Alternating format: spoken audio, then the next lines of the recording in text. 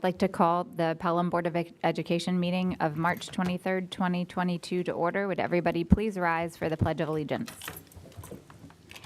I pledge allegiance to the flag of the United States of America and to the republic for which it stands, one nation, under God, indivisible, with liberty and justice for all.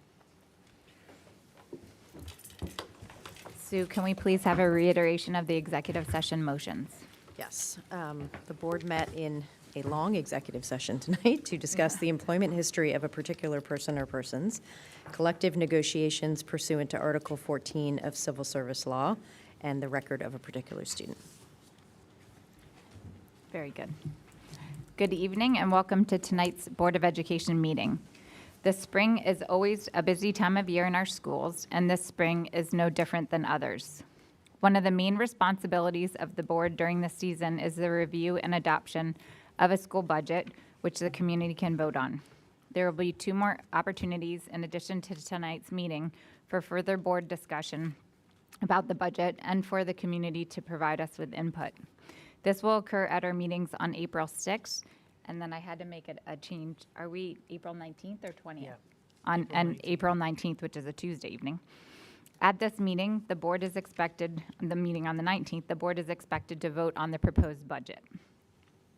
May 4th will be our state mandated budget hearing, followed by the school budget vote and school board member election on Tuesday, May 17th. A few other items that I wanted to mention that are related to the budget. Dr. Champ and Alex Wolf are working to finalize the schedule for Dr. Champ and for members of her cabinet to join various PTA and community organizational meetings to discuss the budget and to answer questions. I call it your road show. I think that's what you call it too. Additionally, we're having a board coffee tomorrow, which will take place at Flower Power at 9 a.m., and this gives community members another chance to hear about the budget, ask questions, and to share feedback. Lastly, there's a lot of congratulations that I'd like to provide on behalf of the board. A lot of congratulations in order that I want to provide on behalf of the board. I'm sure I'm stealing probably a lot of your thunder, but I have to, the board's supportive too. So I apologize, but a lot has really happened since we met last, and it's important to celebrate the excellence of our schools. A little over 10 days ago, we learned that our high school's own Olivia Pollock won the annual Upstate New York Junior Science and Humanities Symposium Science Research Competition. So I wanted to offer congratulations to Olivia and everybody who's involved in our excellent science research program. I know that this is not the only award that our students have received within that program this year. Last week at Columbia University's Scholastic Press Association's award ceremony, our own student paper, the Pelham, was honored with a silver crown in addition to a gold rating citing strong writing that demonstrates good reporting and sources. It's my understanding that this is the highest award the paper has received in its over 80-year history. Additionally, I'd be remiss if I didn't give a shout out to our varsity boys hockey team, who I think everybody knows by now won the Division II New York State Championship, marking the second time in school history to take on the state title. And I know that there's going to be a celebration of a parade of champions this Saturday. I'm really hoping that we can honor all the students that we just mentioned through their involvement with the Pelham, through our science research program, and I know. You are stealing all of Okay, my thunder. sorry. You'll tell us about it. Okay, and lastly, I have to also congratulate our very own Kate Douglas, who not only helped my alma mater win the NCAA National Championship in women's swimming for the second year in a row, but she took home 3 other personal national championships. So as they say in Charlottesville, wahoo wah. Nice. So I'll now, sorry, I knew, That's I just had to okay. say it. Absolutely. The board supports our students too, Absolutely. Okay, so now is section 3, which is approval of the minutes. I'd like to take a consent of 3.1 to 3.4. Do I have a motion? So moved. Thank you, Leah. Do I have a second? Second. Thank you, Ian. Are there any questions or comments? All in favor? Aye. Any opposed? Any abstentions? Okay, section 4 is Dr. Chant's superintendent Okay. report. Well, it'll be briefer because Jessica. No, repeat it. It should all be announced more than once. No, and I mean, this is great. I think it's awesome that we're on the same page and just incredible the work that our students continue to do. So really kudos to them. What I will add to Jessica's congratulations for these recognitions. We're hoping to have the hockey team here on April 6th and their coaches to honor them for their state achievement. So thanks to Vinny for helping to coordinate that. We're looking forward to the parade on Saturday. Hope everyone can make it to that. I think it kicks off at 2 o'clock from here on Franklin Field down to the Veterans Memorial. There's going to be a small program there. We're going to get to honor the team as well as Coach Witz, who is retiring. And I'm hoping when the team comes here on the 6th that we can also have a proclamation to honor him for his contribution to our school and our students for, I think, decades at this point. So excited to have them come and looking forward to that. We've also reached out to the advisor for the Pelham and have invited them to come. We're still nailing down a date, but sometime hopefully later this month, maybe on the 19th. Maybe on the 19th or one of those dates, in the next, between April and May, we'll have them come there. And I spoke with Dr. Callahan and absolutely want to be able to recognize Olivia, as well as a number of other students who are continuing to achieve within our science research and our science symposium, science Olympiad. So he and I talked about waiting maybe till a little bit closer to June, and we can have a variety of students who have excelled in the sciences come and be recognized that night. So really excited about their accomplishments. They're piling up the list, and it'll be great to have a nice celebratory evening for them.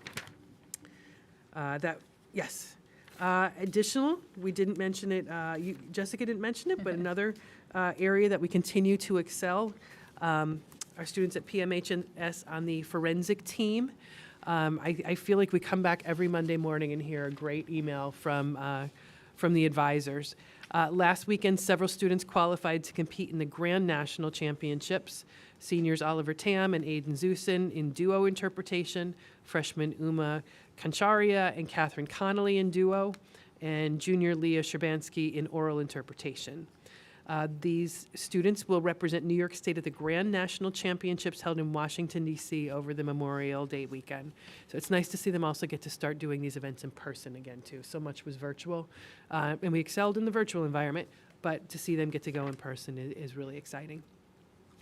To move to the middle school level, I want to send congratulations to Pelham Middle School 8th graders Eloise McGibbon and Mia Rotosa, who received honorable mention in Lifting Up Westchester's annual essay contest. This year's contest charged students with exploring the topics, what role does housing play in influencing our future? Intriguing. So it was exciting to have middle school students achieving at that level and representing our schools so well. Moving to the elementary level, I want to send some congratulations to Miss Alicia Miro's class, 4th grade at Siwanoy. I think some of you may know that class intimately, for being named one of just 5 winners from 50 entries in the Scholastic News edition for kindness in the classroom contest. Before entering the contest, the class read Scholastic News articles about Orion Jean, an 11-year-old who is on a mission to spread kindness in the world. The students then answered a writing prompt stating why their goal of making the classroom a place where kindness shines is important, and created 3 action steps of how they would make their classroom a better place. These were submitted to Scholastic News for the contest, and again, they were the class was selected 5 winners from the 50 entries that went to Scholastic. So that's kind of neat, a real authentic learning opportunity for our kids to see how their work in the classroom really extends beyond the classroom. So very exciting there, and nice to have some brag sheet items from the different levels. Finally, on this front, sorry, my things are not in order. Upcoming events. So, as was mentioned, we got the Parade of Champions on Saturday, 2 o'clock. We'd love to have everybody turn out and cheer and clap and really celebrate our team and the accomplishments. They just still had such a great time up there with the families and watching the kids do what they do best. Where's that starting? Starting here at Franklin Field at 2 o'clock. And they'll march from here up to the Veterans Memorial by the townhouse. Reminder, Sock and Busk and Spring Musical Bright Star is coming, and very excited that we will be at full capacity. So please get your tickets. It's always one of the best date nights around. Dinner downtown, come to the play afterwards. It is Broadway quality.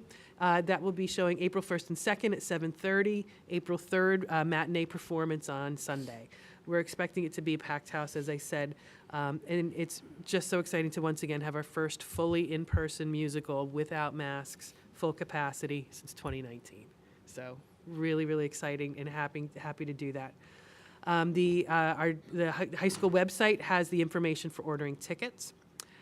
Also, another great series that Dr. Callahan has been in partnership with Pelham Education Foundation, Junior League, Library. The next event in our Diversity in STEM movie series will be the screening of Temple Grandin at 6 o'clock on April 5th at the Picture House. So that's the week following the parade, the play. So there's lots of things to do in the evening. And I do want to continue to express my appreciation and thanks to Dr. Callahan for the work and the coordination on that. It's been just an incredibly thoughtful series that he's brought to our community and our students throughout the year. So thanks to everyone involved in that. Finally, on this front, I do have a couple other topics, but on the newsy news things. We're continuing on our pathway out of COVID. The county has seen a little bit of an uptick, which is to be expected as as we've gone maskless across the county. But we are still planning to move ahead full steam with our transition out. So as of next Monday, we will be full capacity in the auditoriums, full capacity in the gyms, back to normal lunch, which I think is one of the most critical things for getting our buildings back to normal usage. So this week here at the last 2 weeks here at the middle school, high school, our facilities staff put the regular tables back in as much as they could. We've got chairs X'd out. So our students had to renegotiate some relationships in space. Now we're going to be taking the X's off and moving to every seat. So we're excited about that. And the elementaries can now move back into the lunchrooms, which is going to really ease up the facilities use during the day. Field trips, bus field trips can begin to go out again. And middle school transition activities, kindergarten transition activities, those kinds of things we're going to resume in person. I think that's about that. Any questions on those items before I move into a couple other topics that have been of note? Just because there are lots of questions about field trips, I think it'd be Perfect helpful transition. if you just, what's the criteria? Are there any district-wide mandates? How much discretion do individual principals have, teachers Right. have? Okay, so that was one of my next items, so that's perfect. So field trips, when I announced this to the PTA, I gave them a couple of reminders. A, we can't make up for everything that's happened over the last 2 years that the kids didn't get to do. But we know the value of field trips. We know the value of enrichment. We want our kids having authentic learning experiences outside of the classroom. So we also steered them and our principals. Our principals were already thinking this, but when we spoke with PTAs, we encouraged them to think about focus on curricular experiences that would normally happen at this time of year if possible. I know a lot of what folks are running into is some venues that were open before are no longer open. Busing is a huge problem. Getting availability of busing and getting guarantees on busing, especially when we're having to rent from companies who already have staffing shortages, are still struggling with illness with drivers, and have the responsibility to do school arrival and dismissal. That's their first priority. So we've been struggling significantly to get bus availability and commitments. Some venues like Ellis Island, what was offered before as far as movies and food, a lot of the experiences are not the full experience that they were before. So we're running into a lot of problems in trying to replicate some of the trips that we've had before. So in large part, our principals are working with our teachers to figure out what is in the curriculum, what are some great experiences that we might be able to pull together. A lot of our bigger trips normally would take months to plan. So right now we're down to weeks, understanding we have state assessments coming up. We've got, at the secondary level, we've got AP exams coming. We have field testing coming to some of the schools. So understanding everything that's on the plate and the time frames that we're dealing with. The conversations happen basically with the teachers and the principals is the starting point for conversations. What trips do we want to do? Where do we want to go? And then there's generally a partnership with the PTAs as well. With something like Ellis Island, which had been kind of across the buildings, we did have a collective conversation about that because we know that trips like that have kind of taken on a traditional role in our schools, we needed to be consistent in our approach to it. So that's one that's a good example of the cost of going to Ellis Island has increased significantly. The availability of what you actually do there has decreased significantly. Busing logistics, we couldn't secure buses and guarantee that we'd get the buses that we needed. It doesn't particularly fit with the curriculum. It was always kind of an add-on that was tacked in, and I think my understanding is the teacher, there's a lot more in the curriculum about colonialism, not as much about immigration in the 4th grade. They always kind of tied in a little unit just to pre-plan for the trip, but given the demands of this year, it wasn't a good fit to get in this year. So for a variety of reasons, Ellis Island, we collectively agreed, just it doesn't make sense this year. And that's one of the trips that's normally months of planning going into it. So we did make a collective decision not to do that one, but then all of our principals are working with the 4th grades at each of the buildings to figure out what do we want to do in place of that so that they still have some kind of experience. And Dr. Garcia and I are meeting with the elementary team on Friday and continue the conversation. I know most of the principals are still in discussions with their teachers and their PTAs to nail down what all those experiences are, but our goal is that everybody has something. Yep. And are there any geographic restrictions of where trips can go to? I know some people are concerned about New York City just because of the news reports of violence that continue to go on there. So I think folks are probably trying to stay away from Manhattan proper. I know that there's folks, though, looking at the Bronx Zoo, looking at the botanical gardens. So at the moment, we're basically, something like Broadway. Right now, they're not even open to unvaccinated students yet. I think we're trying to avoid New York City proper at the moment. And again, it's the logistics of it as well as if people had some safety concerns.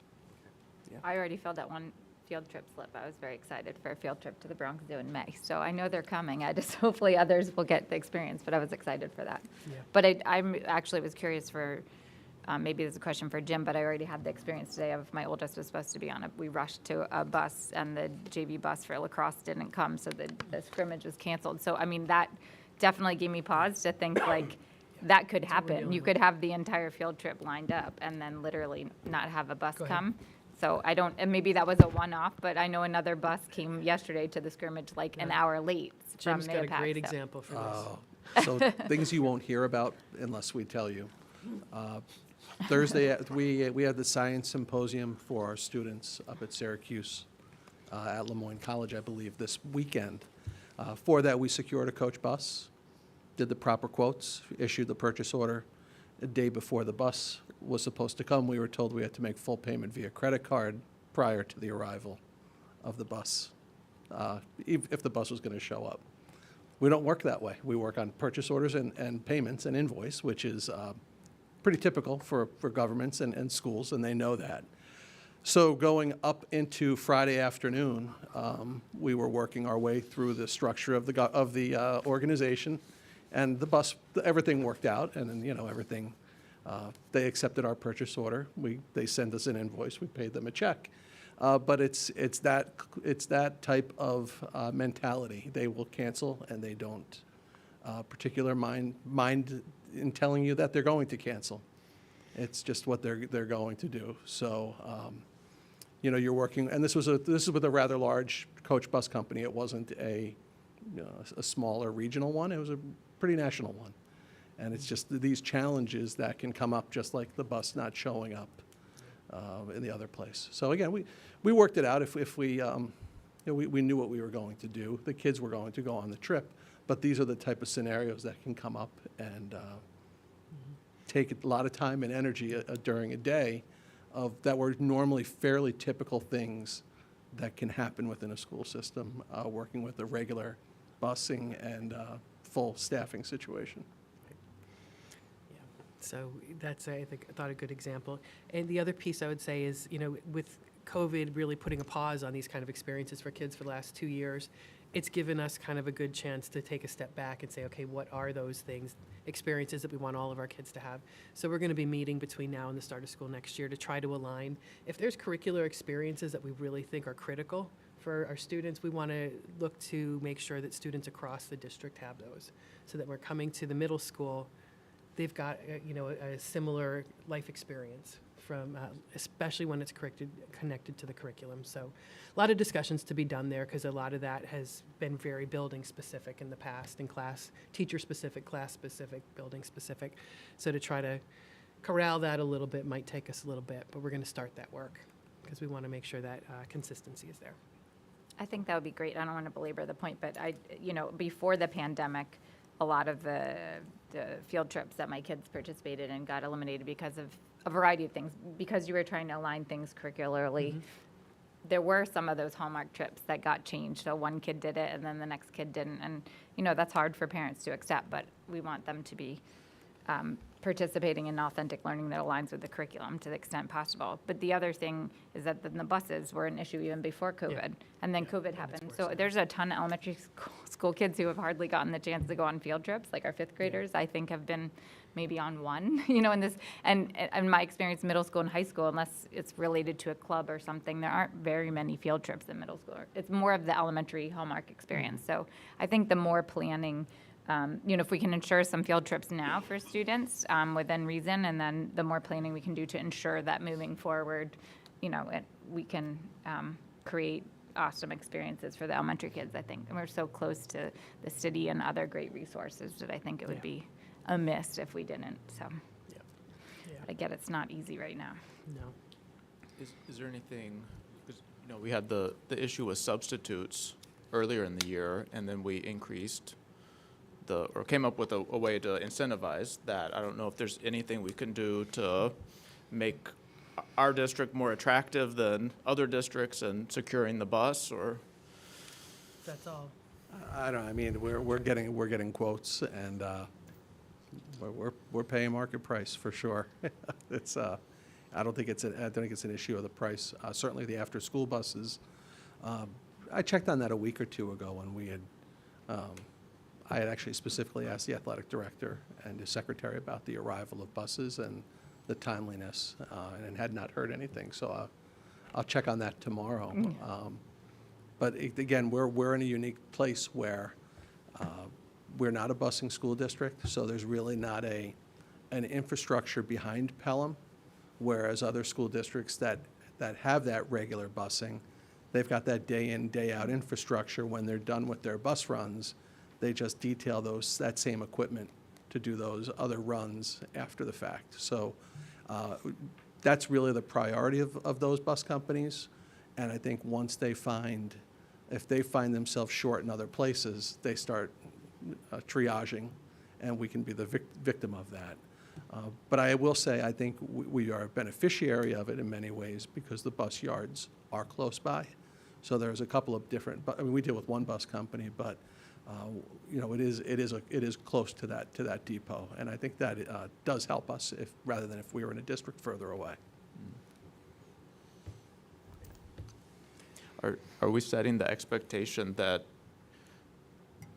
there will be a field trip for each grade in elementary, or? Some kind of enrichment experience. I hate to say firmly field trip because it could be something like an in-school field trip. It could be a walking field trip to like the picture house. But we're looking that everybody do some sort of enrichment and or field trip type of opportunity for kids. Yeah. Okay. All right. Might as well touch on Julianne's playground next. I know that was a topic of discussion. So just an update there. And thanks to our grounds crew. I think the next day after Jim and I met with the Junior League to get an update on where things were going there. We met with the Hutchinson PTA. And very next day, I ran into our grounds crew right on Julianne's playground doing, exactly what we had been talking about them doing.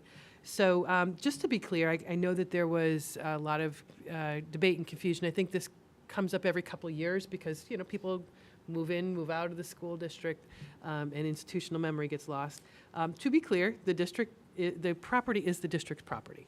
I think we've owned it for, and I look down to John and my historians, 30 years, I think, couple decades. It's district-owned property. We've never had to use it because it's not adjacent to a school. It's never really been used for as a school playground until construction at Hutchinson, when we needed it because we lost our playground.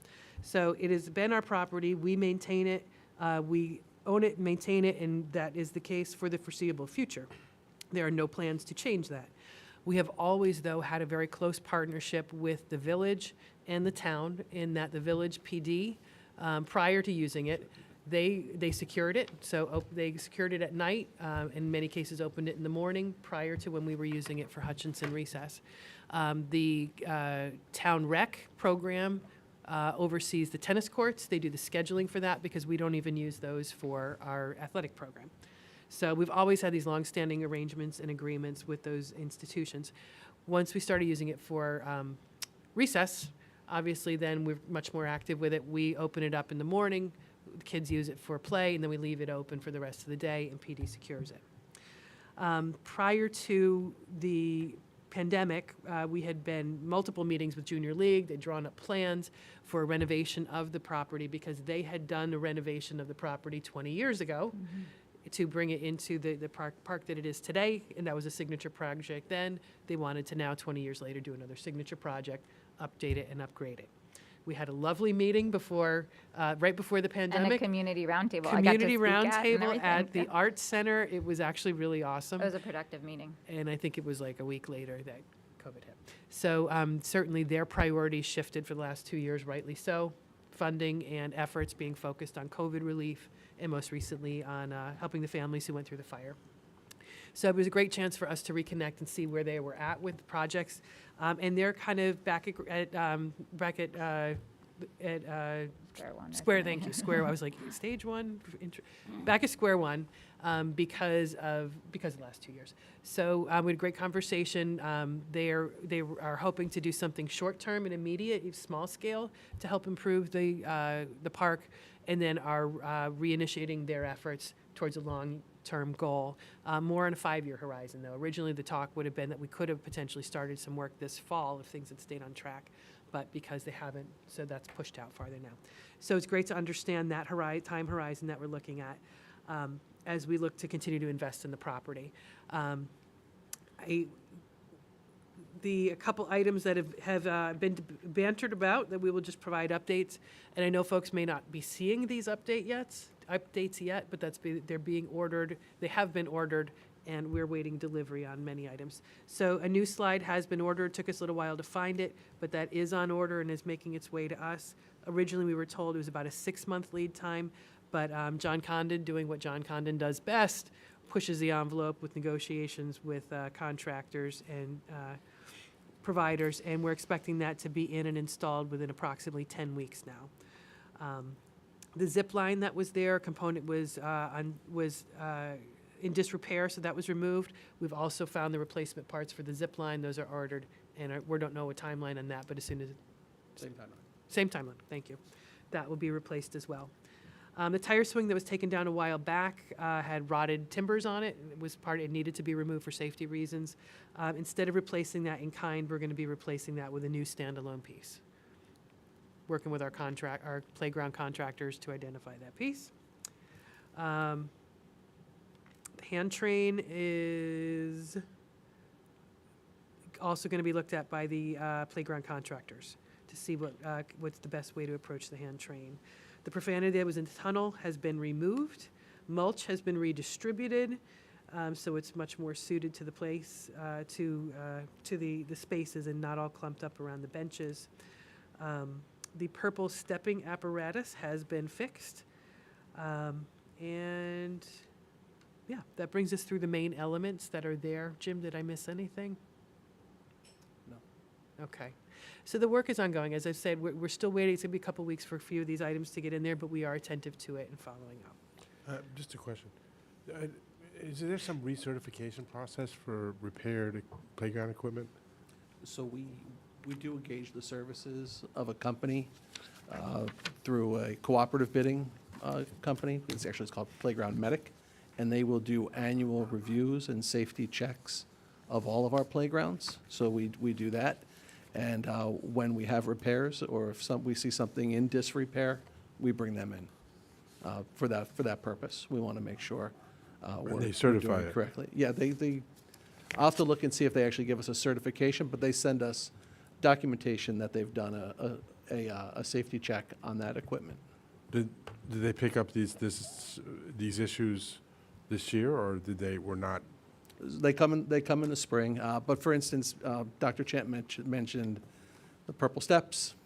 They were ordered in December, and they were installed last week. It's a matter of sourcing the items and installing those items. The slide, similar idea. It's nothing more than we'd rather do than get it back in service as soon as possible. Finding the parts is just, that's the process we work through.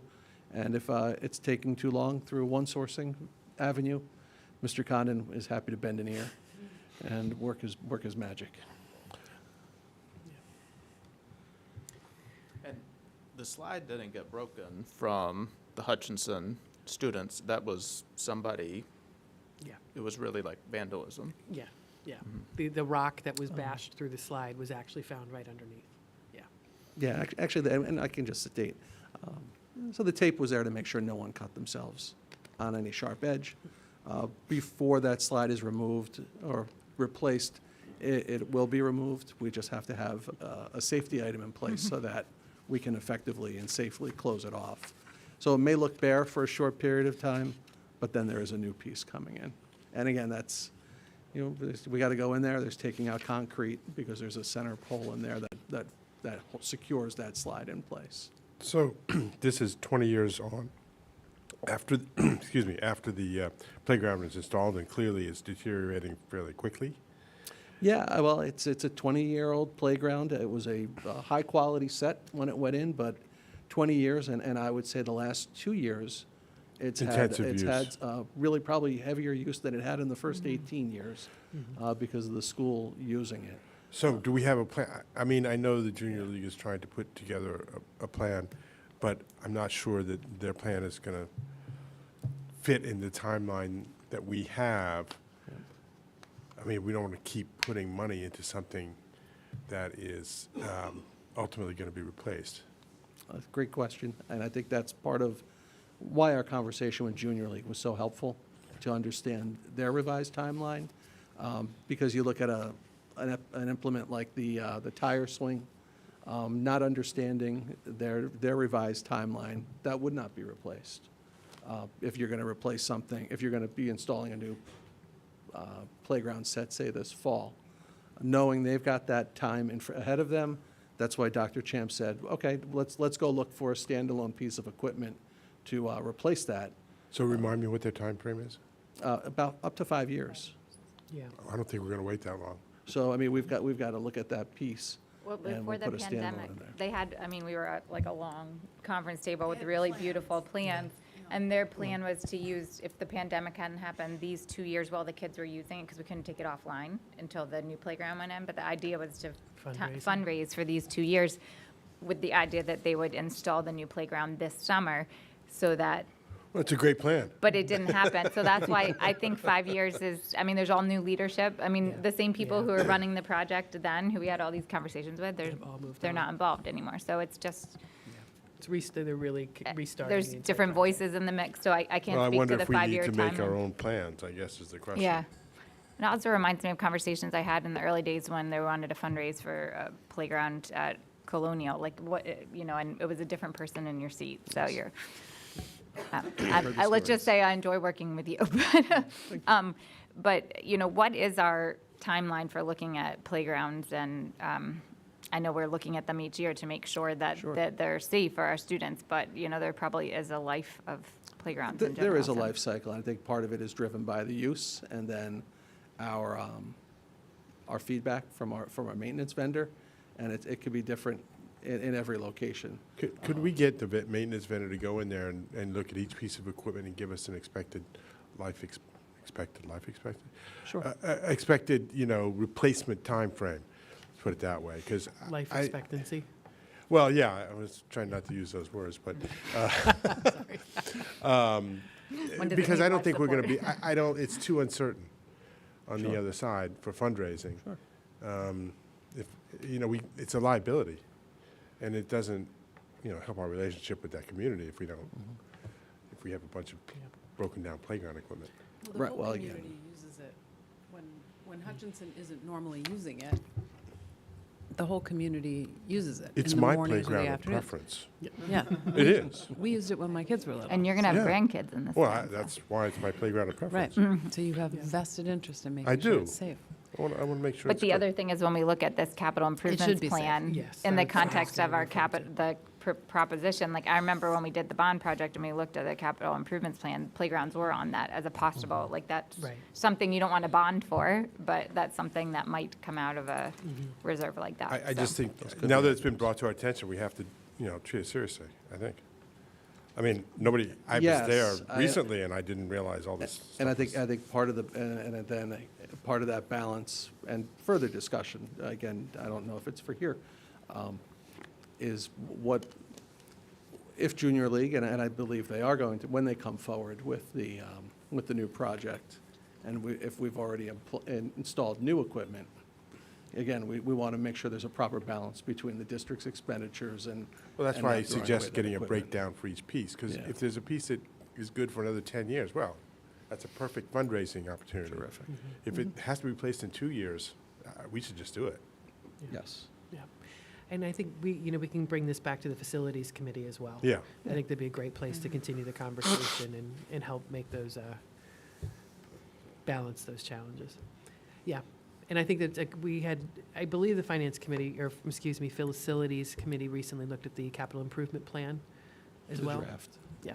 I think there were playgrounds on that. if Yeah, I recall. yeah, there were. Yeah, but not specifically, Yeah. mentioning particular playgrounds, so. Right. it's Oh, I general. thought I remember Julian's being Yeah, at on one there, I point we did have remember them designated. each of the Is schools it? are on Yeah. there, yeah. Okay, I I saw stand corrected. Okay. Siboney was, there was Yeah. $200,000 for Right. a couple of They're playgrounds at least. expensive, playgrounds are expensive. But Jim, They you're- can be costly, and this They play are. surfaces too. Yeah. Yeah. Yes. Jim, you said that just as a matter of regular course, every spring, the playgrounds are inspected by the company that we have a use. vendor Yeah. that does that. I just saw the paperwork for the regular cycle again. So remember this when we come back to the discussion of capital reserves. I've got one more topic tonight just to apprise you of. As you know, we are in the search process to try once again to find a replacement for Rosemary Matthews. Otherwise, you'll be with us for. Another retirement. No, I won't. Yes. No, we've been really happy. Once again, we have Hazard Young and Atia running that search for us to try to really find a top quality candidate for us. So we had 41 applications for the position. They also have been also looking around and, who word of mouth, who are good folks around. So there's also been additional people they've recruited and spoken to specifically, specific outreach, excuse me. They, over the course of the last week or two, about week to 2 weeks, have held 21 focus groups, 73 attendees of those focus groups that ranged everywhere from board members, assistant superintendents, building administrators, supervisors, directors, clinicians, counselors, special education teachers, support staff, nurses, and parents, including SEPTA. And out of that, they're working on developing a leadership profile. So they haven't finalized it yet, but I did want to share some of the qualities that are surfacing already, just to give a flavor of who we're going to be looking for, because we are in the process now of finalizing the slate of candidates. I think, as I've shared with the board before, this is a very competitive position. It's also a very small pool of candidates that have that skill set, like Rosemary has brought and Julia after her, to really have the strong background to do special education and do it well, a very critical area for the district, to have the right philosophy, the right legal background and knowledge, but then also to have the broad perspective to handle the other PPS the whole side of people personnel services, to be able to work with counselors and nurses, and to have a vision for the social emotional wellness and lead that work for our students. So the qualities that are surfacing, and this also was reflected in the survey that went out as well, and I think we had, I'll give you the number, 235 responses to our survey. Just over 50% of that was parents. Actually, parents of general education student, and then another quarter was parents of students with of special education students, and about 13% were the remaining was teachers, administrators, support staff, et cetera. Most folks, 60% who replied has been connected to the district for 5 years or more. 21% are new, they're 0 to 2 years, and then 18% between 3 and 5 years. So again, those same qualities of what's important were taken, combined with the focus group feedback. So the qualities are, they're ones that I think probably will resonate in what we know from Rosemary's work, and would resonate with what we saw in Julia's work as well. Accessible, open door, someone who's able to build relationships, collaborative, empathetic, experience in a similar type district, a good communicator, someone with a positive attitude, responsive, experience either in teaching or in a clinician type role, understands the laws and is a resource for staff, is visible, and has a vision for the growth of the department. So those are just a few things. The final report might flesh it out a little bit more, but I thought I would just share those as a little tease of what is to come. We are planning committee interviews. We have a shared stakeholder group of teachers, administrators, clinicians, and support staff that will be interviewing candidates on the 31st. And then we anticipate finalists from that to meet with the cabinet for the next level of interview. And then we anticipate, hopefully if we stay on timeline, bringing 2 candidates to the board, 2 finalists for the board to interview at our April 6th meeting. And then after, you will not have to, we won't be appointing someone that night, it'll be interviews, and then we'll move from there. So trying to keep a fast timeline, because there are numerous other districts around that are looking, and we really want first choice. We want the best. We want the best, so. That ends my report. Okay, very good. Yeah, I know.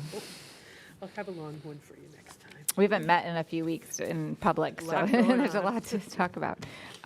So next is Board of Education committee reports. I don't have any on my radar screen. Are there any that I'm missing? I know we have a number coming up this week and next.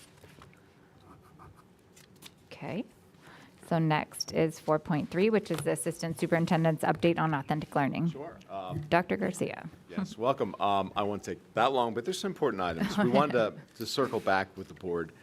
I know I shared with them in the weekly update about the interventionists and the mindset we had about why this number versus that number, and why there may be a perception that it's less than it is this year.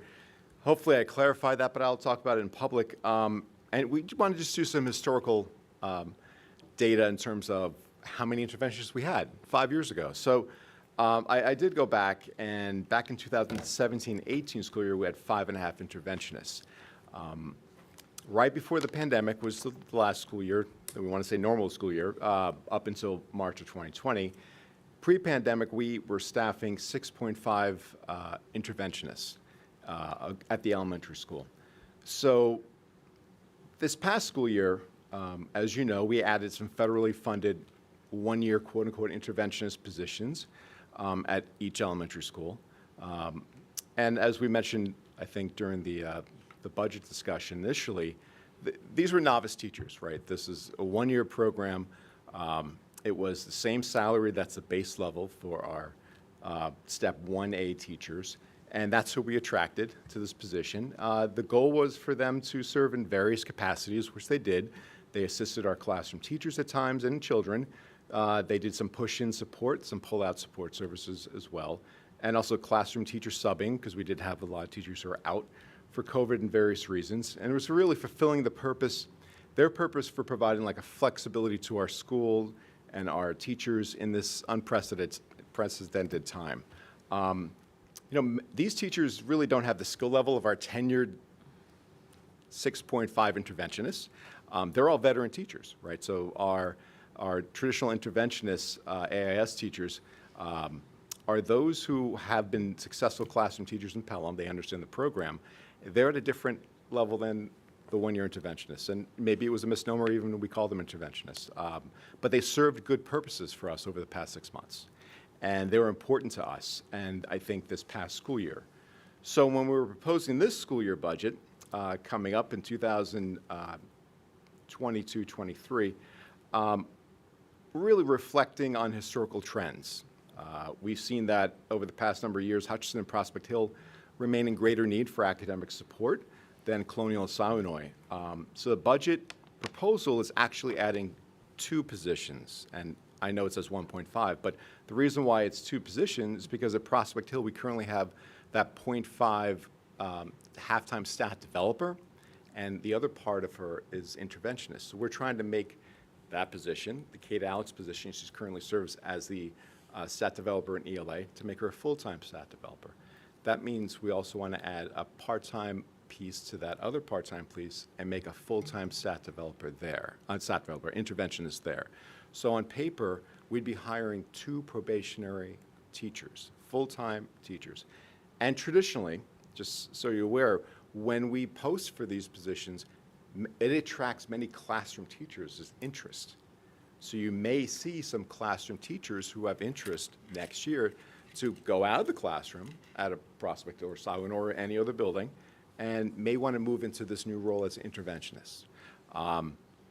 And there is a trickle-down effect with that as well. But the new interventionist positions, those 2 that we want to add, provide that level of knowledge and that level of familiarity and that expertise in the curriculum areas to really help the kids. Those are our true interventionists. So at the end of the day, if you kind of look back 5 years ago to what we're proposed next year, we're going from 5.5 interventionists. We have gone back from 17, 18 school years to next year to 8. Now again, piece of the budget is dealing with contingency positions. So we do have a contingency elementary position. So as we look at the data later this year, as we receive maybe some state exam data from the ELA and math tests, which I'll talk about in a second, which are coming up actually next week, they begin. They may inform that we have to maybe add another, let's say, interventionist, in addition, based on student need and performance. And we'll know that a little later on, whether the end of this school year, but also beginning of next school year. So there's a flexibility that's built into the budget as well. So I just wanted to provide that clarity. Hopefully it did. And you know, we learned a lot of things, especially in terms of how we identified certain positions.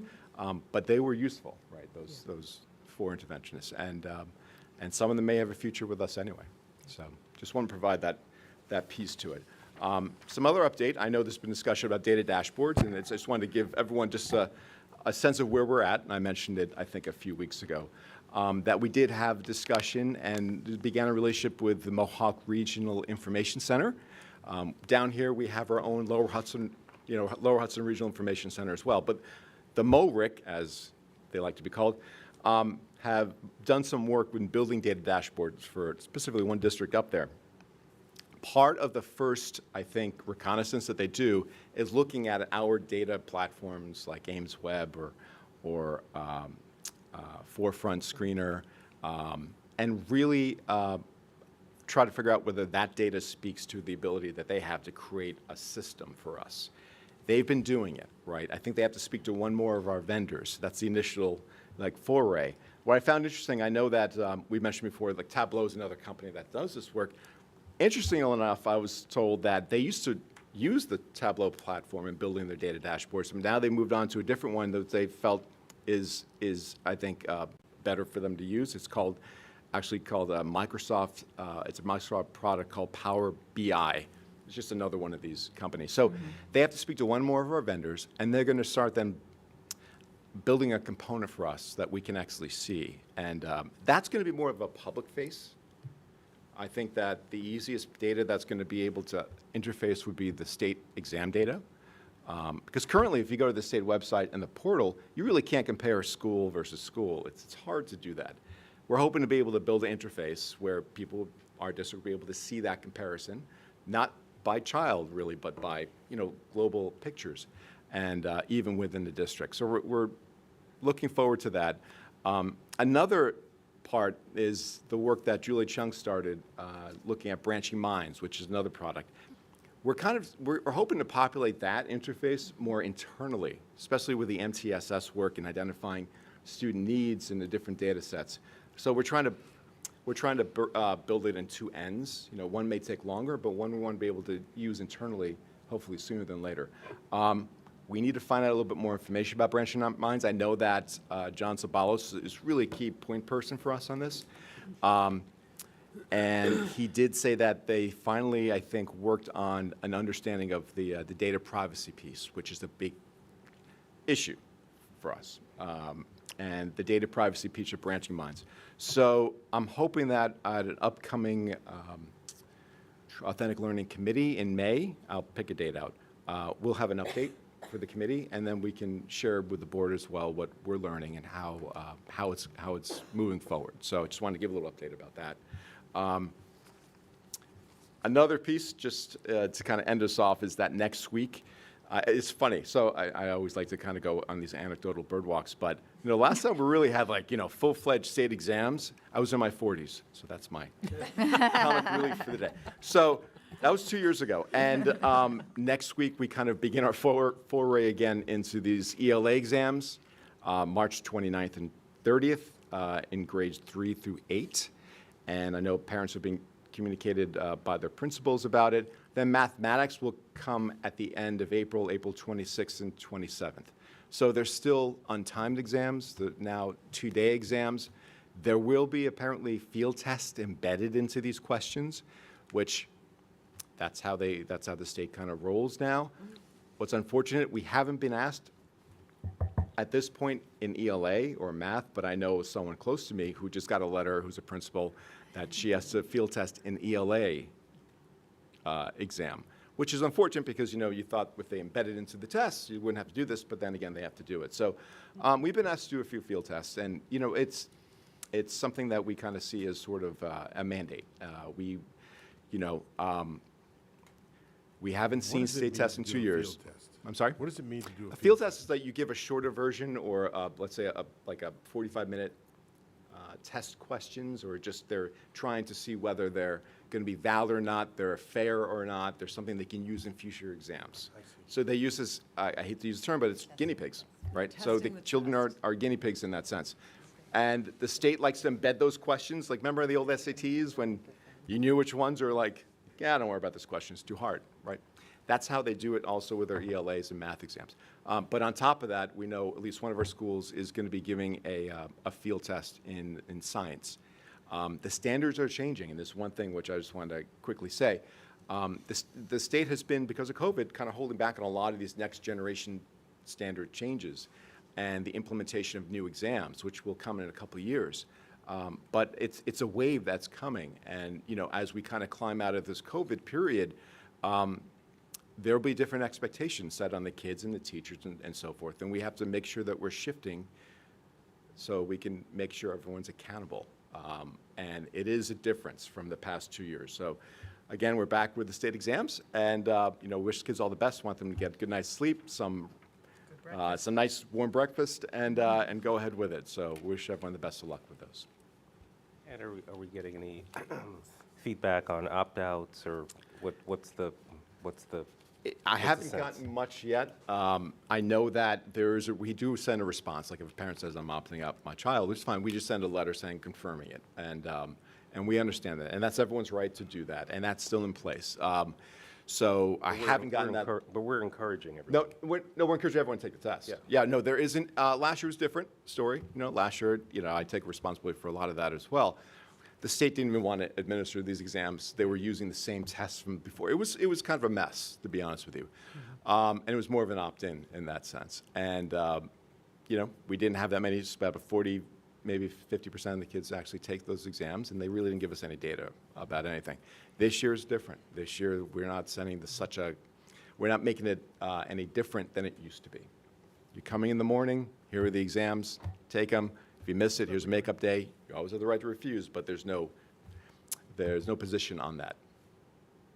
As a reminder, in 8th grade, the students who are in advanced math don't take the math portion, they take the English? Correct. Okay. They The don't. So ELA the kids who are in advanced, the algebra class in 8th grade, they do not take the Math 8 exam. Now, and that's important for the board to know because when the data does come back, right, that means we only tested a certain number of students who were not in advanced math in 8th grade.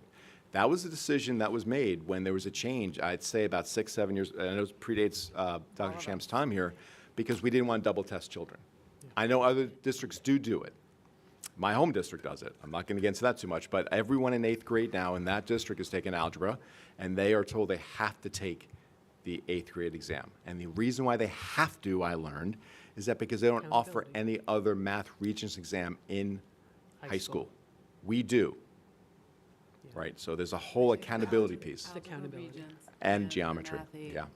Exam. Yeah. So, but the thing is that, you know, it's just a different situation over there. We do have different regents exams in high school. So it's like double testing, but you have to do it in that place because they don't offer it in another regents exam in high school. We do, so we have that ability not to over-test our children, which I think is actually fairer. But that's our choice as the district. But it shows in the data. It will show in the data, Yeah. right? Get You're going to into see an that apples and we've oranges taken comparison. higher level math students in those courses out of the math tests. So there's those 8th grade scores, you'll see like a big, 7, and then 8th will go, shh. And that's because the actual number of kids taking it has dropped precipitously. We just get an asterisk, right? Oh, Yes. I think there's an understanding with it, right? And it's just that, that's always something we can revisit in the future. But back at the time, when we made that decision, it was the will of saying, hey, we don't want to double test the kids. Okay. Well, thank you. Yes, I'm sorry, sir. I've learned recently, when you answer a short answer, you're supposed to do RAD, which is restate answer, detail, detailed. And it sounds a little bit like test prep, but I've seen my son is motivated and he's writing, and it's good writing. So I think it's actually, there's benefits and positives. Mhm. I think for especially learning how to take an assessment too, I mean, there is that process that, certain kids don't have, right? Because maybe they never had a test before. So there is benefit to it, right? And I think that, it is everyone's choice, but it gives a structure. And when we don't have these structures, sometimes like these tests, sometimes things go in different ways. So, I think there is a means to it, there's an understanding of it, and I think that there's a value to it as kids progress over time. Because one thing they're not going to escape at some point are tests. Okay, thank you. Okay. Next, Mr. Ricky, you're up. Assistant Superintendent's update. Did we have Rosemary? Oh, whole child, I skipped it. Sorry. Assistant Superintendent's update on the whole child. I know. You might like this one better. Thank you, Jessica. Sorry, didn't mean to So skip as you know, it's like tax season for the PPS department. We say that all the time. We're conducting many meetings, annual reviews, reevaluation reviews. We still conduct the initial reviews for CSE, the special ed students, and also the Section 504. So the board will notice your board packet is going to get bigger each week. The first 8 pages that you have in this packet have to do with this year, the meetings that we're holding this year that take us from now until June. You'll see the last page, we're already going to start giving you the reports for next year. We're trying to get the teachers, and it's actually not the teachers who are doing, everyone puts their piece in, but whoever is facilitating the meeting, we're trying to get them to turn around the data within 2 weeks to us, because we need all that for staffing needs, for planning for next year. But it's interesting, while I was looking at the data, I'm noticing that the 504s are increasing. And it's very clear that ADHD, anxiety, and executive functioning issues with students across the board, K through 12, it's really something that it jumps out at you. So it's important for us to note that parents are sending these referrals in, with their students, 24 of them to date. That's a lot for 504. 2 came from MTSS teams. And I think this is an important question, Cheryl, for the candidates to talk about these issues, because we have to make sure our psychologists, our counselors, social workers, even interventionists are aware that students are having executive functioning issues that really brings them into everything, including testing. So I think that would be important for goal setting for next year and to keep that in mind. But we can get you further data as we go through the year. Rosemary, I'm sorry. And Yes. you said the executive functioning issues are K through 12? K through 12, yes. So of course, we're trying to debate why, and parents bring us lots of information. Could it be that from the pandemic? Could it be just the stressors that are on students, everything that's happening in the world? Is it the way the student is wired? You know, there's just so many reasons, but we're all working with the students, reading reports. Parents bring us some very lengthy reports that help us. We work with outside therapists, you know, whatever we need for the kids. And then the teachers do a lot of work with them through MTSS as well. So I'm But sure it's this definitely isn't- jumps out at you. It's probably not a Pelham phenomenon. I It's mean, not a Pelham phenomenon. Is there It is research not. on this? Is there, did you say research? Yeah. There's a great deal of research on this, and I think that, you know, that's something that we really should maybe bring to the Wellness Committee. But again, talk about all through next year. This has been around. This is nothing new, but it's just interesting to see those areas with the anxiety, ADHD, and the executive functioning really be the majority of the referrals. So, yes. The 504 is for disabilities, is that right? It is, it's actually, we use the term handicapping condition. There has to be a condition that brings you to the table, and there has to be a functional impairment in the classroom. And that's the discussion we have to qualify for a 504. And you're saying these particular conditions, you're Yes. seeing more frequently than in the Yes, past? yes, we are. And Rosemary, the difference Yes. between 504 and a student who is classified with an IEP? The difference, there's just certain criteria for IDEA is the CSE portion of it, and you have to meet certain levels of disability in certain areas. A 504 can really be for a medical condition.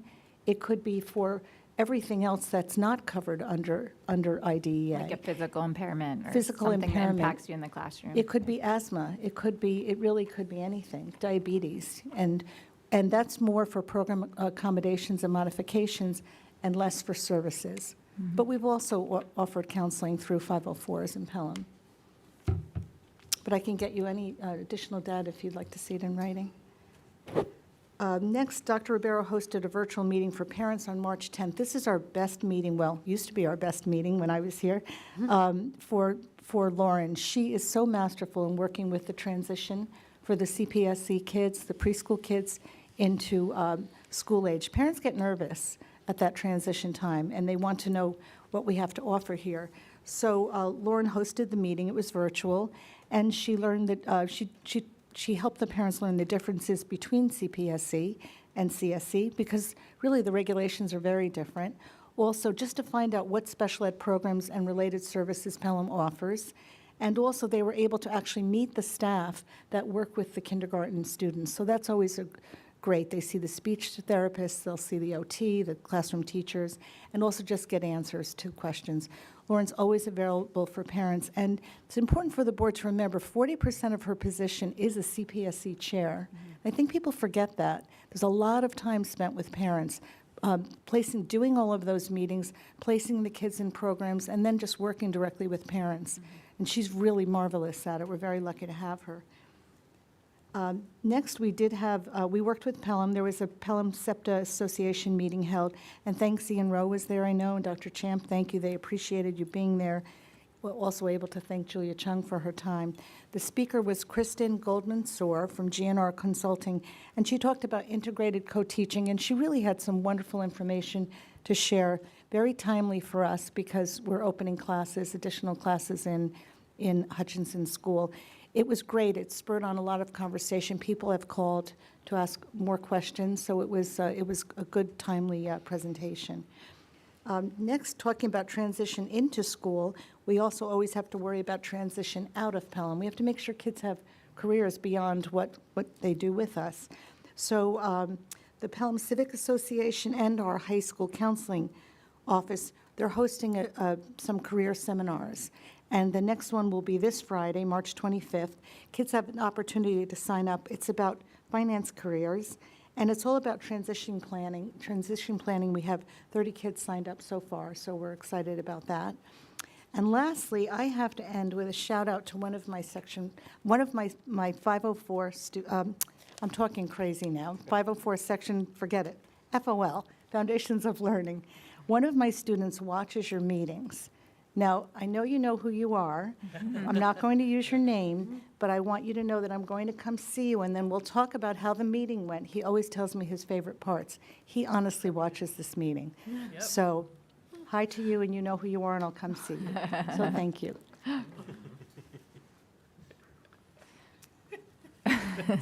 We hope you're Now still I'm feeling awake, student. self-conscious. I know exactly. What does he say about us?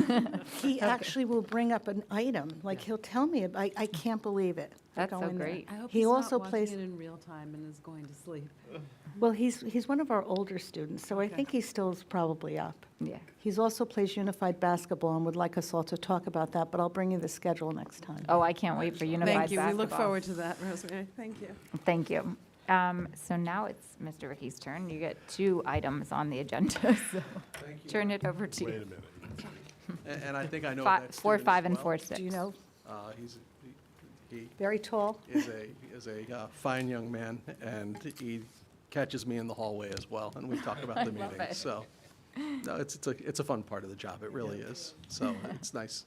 It's nice to see that. The next 2 items are my update as well as a continuation of the budget discussion. I'm going to kind of start with, I'm going to back into it. I'll start with all the things not budget-related right now and end at the budget.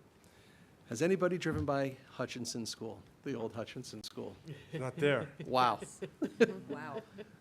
It's amazing. We thought they were going to keep that corner up a little bit longer with the yellow brick, and I drove by yesterday. It's gone. We're down to the stone foundation, and the work is really moving along nicely. And people are getting bricks. When people want to stop by and get bricks, the workers have been very kind about getting mementos for our community members. And we'll ask them for a credit because they don't have to haul away our bricks. Savings in the budget. So it really is something else. And again, this is the first step in the completion of the site work at Hutchinson.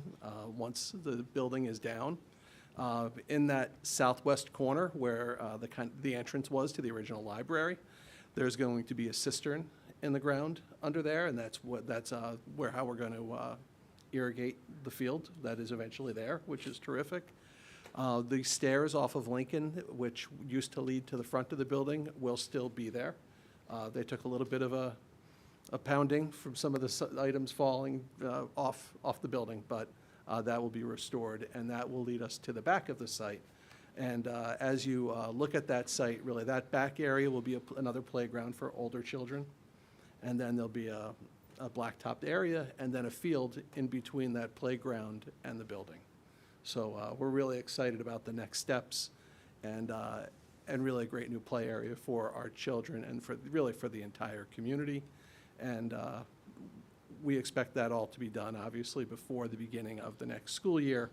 That's all I'm going to say, but certainly with the hope that it's done significantly before then, but I don't want to back into a Can I bad ask date. one clarifying question? Yes. I thought it was school, playground, blacktop field. In that order, and so from the street, it would be field, and then blacktop, and then playground closest to the school, but it sounds like you said the opposite. I did, and Okay. there is one playground already in use on the side of the building. Right. The K-2 playground. Okay. So, yes. So I had the order reversed. I'll double check in my if head. I'm I wrong. probably did, I'm just, yeah. I'll file a statement I of just want to make sure correction I'm with the telling people clerk. the right thing when I'm saying what I've been saying, so. So Okay. just really amazing, and again, you could always see the view looking down towards the rest of Pelham from the school, but now people just standing on the back of the property will be able to see the village. So really just transformative of what's happening there, and that construction entrance will then be the parking area, so that'll get finished off last, and wow, it's really amazing what we're seeing there. So it's exciting times. Prospect Hill, if you've had a chance to drive by, it's impressive the way the new addition really matches with the existing building, from the shade, the brick shades, and the color of the detail, the stone pieces. We're working with the vendors on getting a slate mock-up of the roof because it's a slate roof to match the existing slate roof. And the samples they sent for the mock-up did not match the samples that they sent the architect. So they're working through all of that right now, but the contractor is very much aware that our facilities committee members, board members that are on the facilities committee will review that before they move forward. So that'll be exciting, and again, they share with us that we expect to have that completed before the end of this school year for the building. And then for the field, you've probably seen the field is stripped, went by last week. We saw the irrigation going down. There'll be some more work moving a lot of dirt around. And then again, the beauty of that particular project is, again, we'll have irrigation and we'll be able to really keep that field up and keep it in better service for longer periods of time. We are not anticipating on having it available this fall.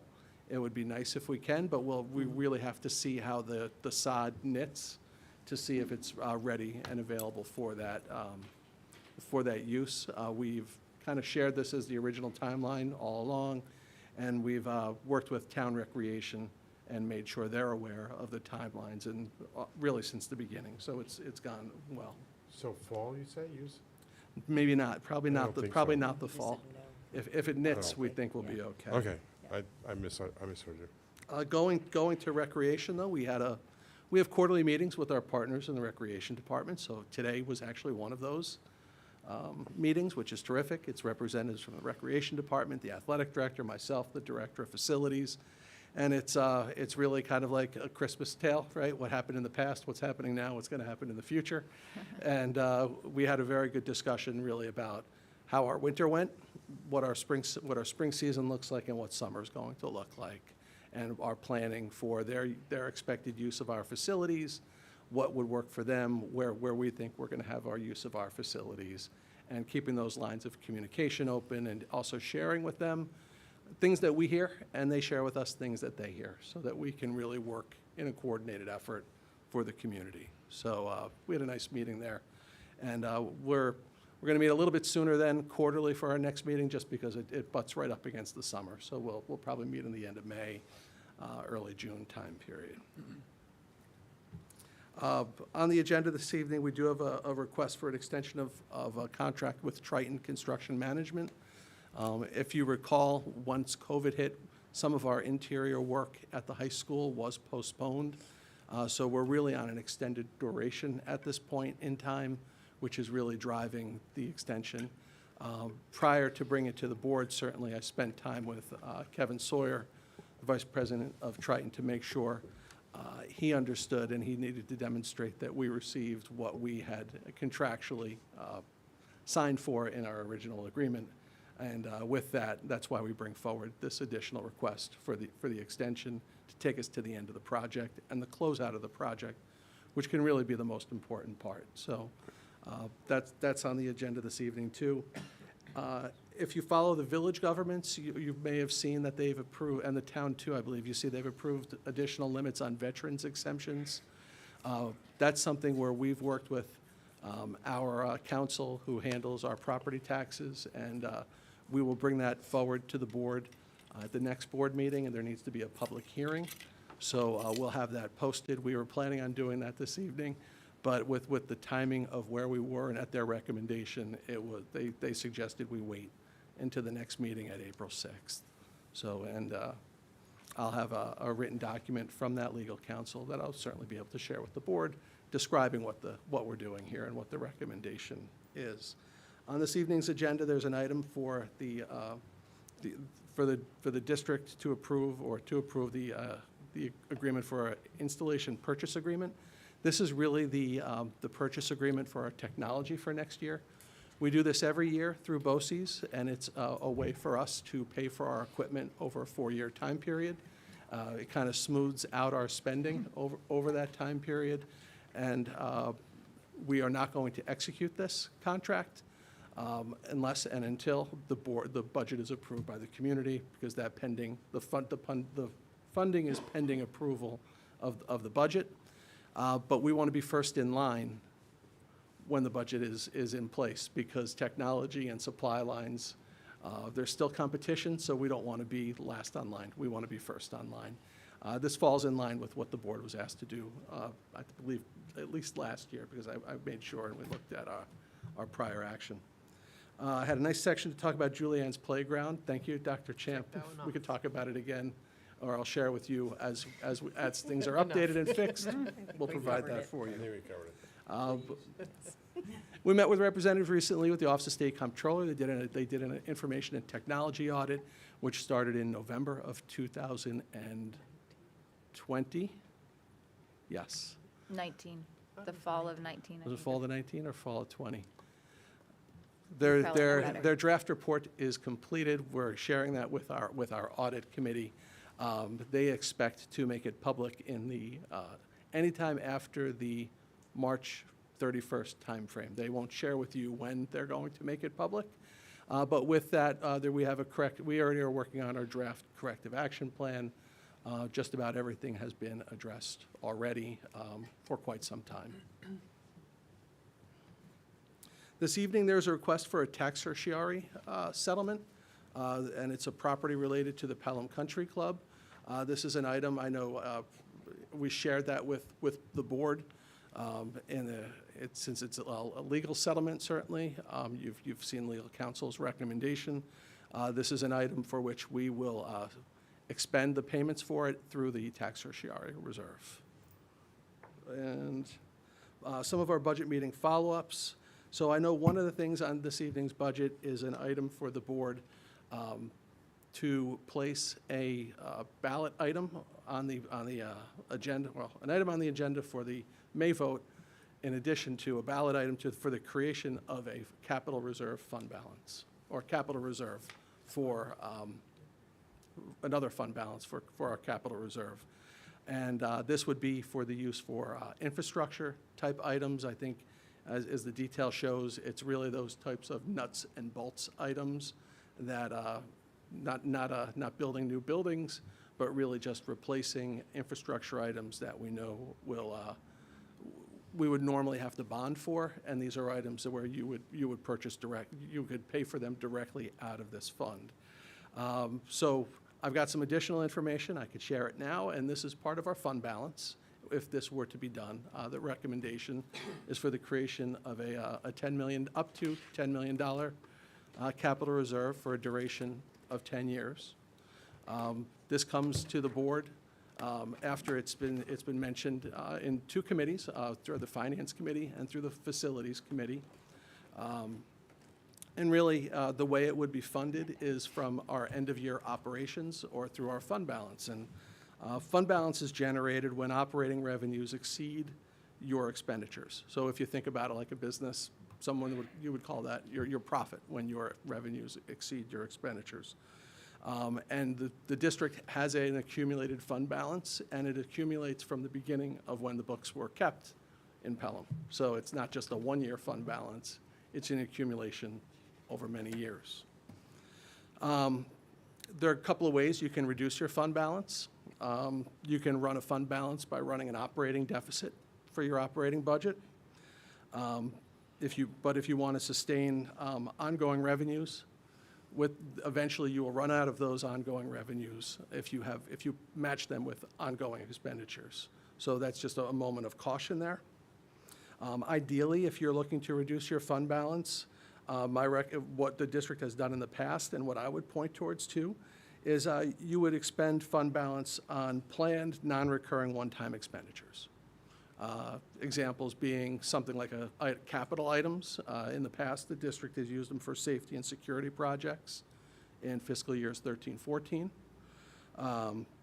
It was part of a collective bargaining, non-recurring payments to teachers in a collective bargaining agreement back in 16-17 and 17-18 through the deliberate use of that fund balance. Can you say that again? Planned, recurring?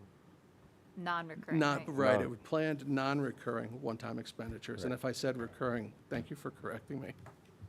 And most recently, we used our fund balance when the community purchased 314 Pelhamdale, the house and property adjacent to Colonial School. So again, those were planned non-recurring one-time type expenditures. Now, the district does have history of having a capital reserve. Back in 2016, the voters authorized the creation of a capital reserve for $1.5 million. I was not here at that time, as it's been explained to me. The purpose of that was really to match with the retirement of the turf field, to have monies available when the turf field at Glover is eventually replaced. And I think we've spoken about that before. When that turf field does need to be replaced, the general life cycle is about 15 years on that turf field. At that particular site, we'll probably need to look at the track too, because that's probably coming up on that replacement cycle at that point in time. But that was funded for $1.5 million, actually prior to my arrival, this over 4 years ago. And once you place that $1.5 million into that account, you can no longer place any more into it. There's been a drawdown of it for the infield at Friendship Field, for the turf at Friendship Field, so the current balance, about $1.3 million. But it's not like the board has the ability to top it off again to $1.5 million. The way the fund is created is you can put up to an amount into it, and once you reach that amount, you can no longer deposit monies into that account moving forward, absent interest that you may gain on that. Wait, meaning that if we initially fund it for a lesser amount than 10, let's say we initially funded 5. Yep. Can we add to that, given that you're not yet reached the 10? So if the board's pleasure is to modify the verbiage tonight and move it from a $10 million to a $5 million, and then that's what's moved before the voters, and that's what the voters approved, the most that the district would be able to place into that particular capital reserve, the 2022 capital reserve, would be the $5 million. I think his question was whether if we have a 10 million reserve and we put 5 million in initially, we then have the ability to put another 5 million in. Or 1 million, 1 million, 1 million, 1 million, however it works. Up till 10 million, right? Yeah, the question. You can put the money in more than one time, is what Yes, the oh, I'm question sorry, is. yes. You can do that over a number of years. You don't have to do it in one slice. You don't have to do it at all.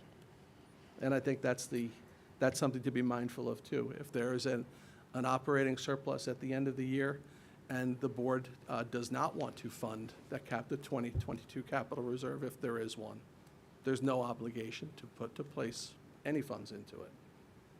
So This is just to propose creating the fund. this is the creation of it for an amount up to, but it doesn't compel the board at all to fund it.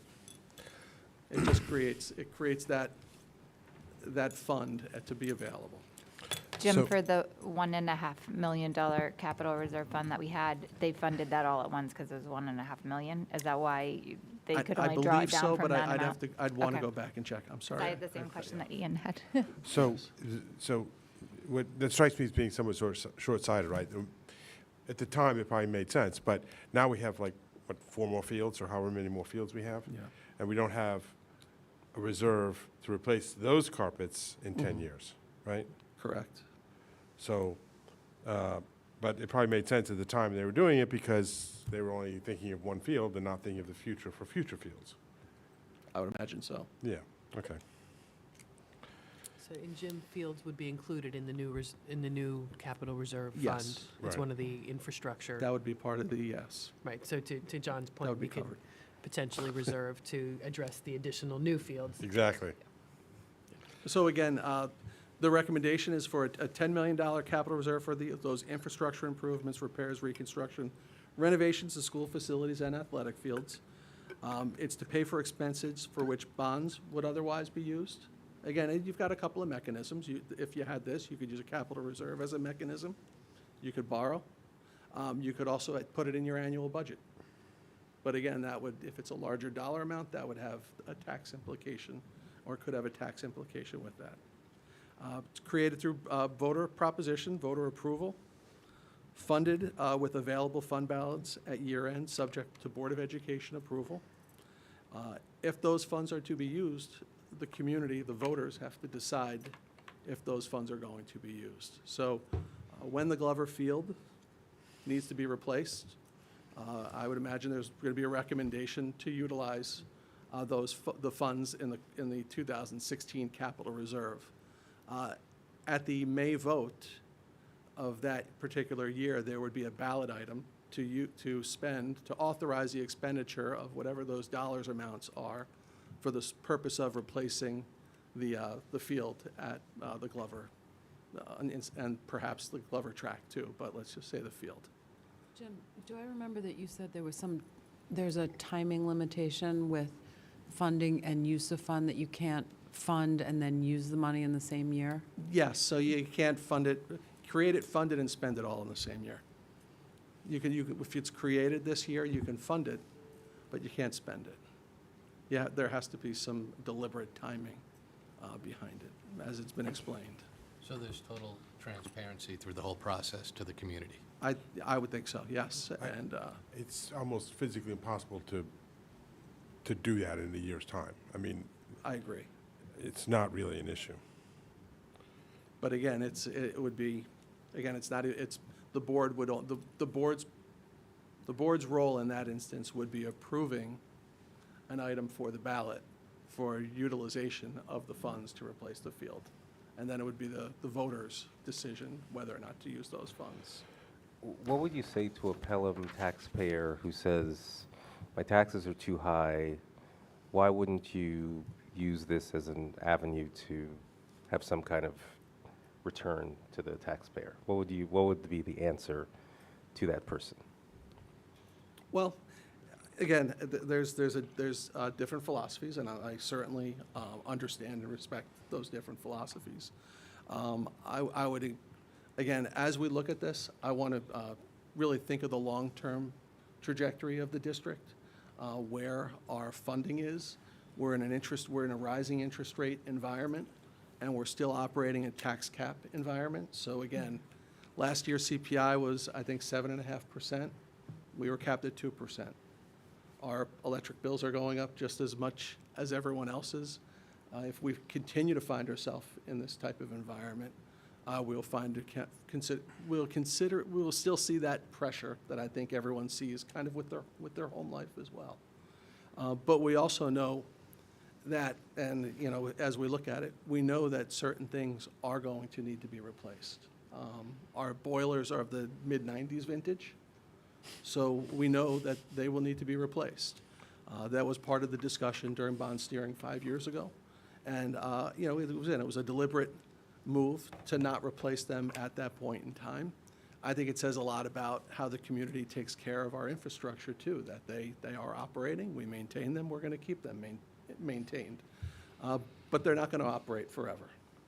So I would, to that person who asked that question, I would respond with 2 points. One is, this is not this vote is not funding anything. Right. It's not putting any money in it, Great. right? It's just creating it.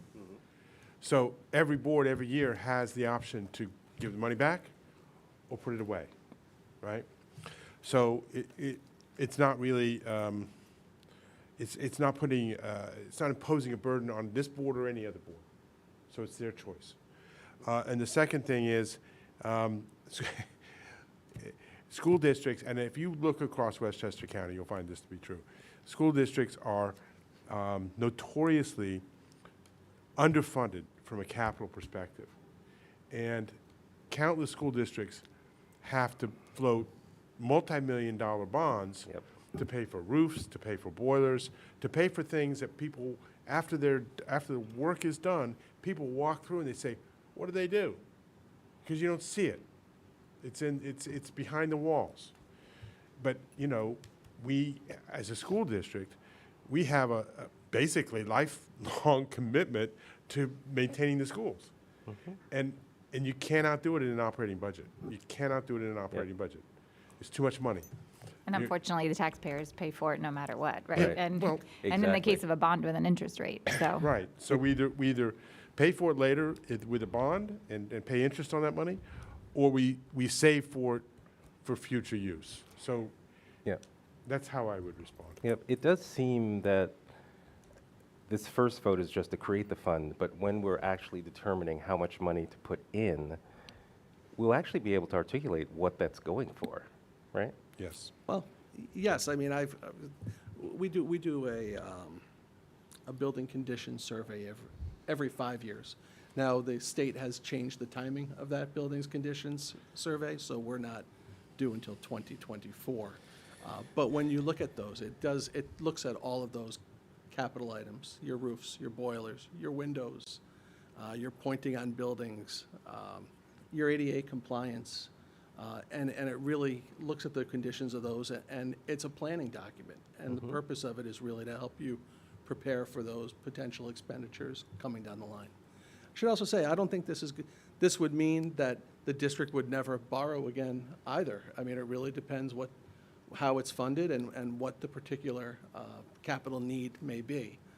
But I think, as Mr. Bryce mentioned, it talks about being able to address those things for the lifetime. Again, we have a responsibility for the life of the district in an infinite sense to keep the facilities up and running.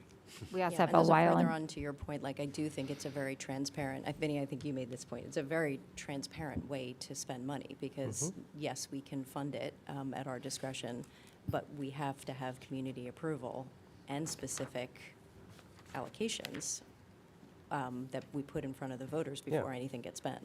And I like the analogy that someone made, I think it was at the Facilities Committee, where, and I think you mentioned it before, like, you know, talking about, you know, using a credit card with an interest rate to pay for something or using a savings account, right? And so I think the Finance Committee felt like it was fiscally prudent to put this forward, knowing the kinds of expenses that we have coming in the next 5 to 10 years. I saw a school district, and I can't remember which one it was proposing a bond issue this spring, and they were putting up $30 million bond issue, but they were going to add to that $11 million from their capital reserve to complete the entire $41 million. You're right. Are the numbers right, Jim? It strikes a close nerve. Are you intimately familiar with I'm that familiar with situation? that. Yeah. Okay, so I got the numbers right? Pretty close. Okay.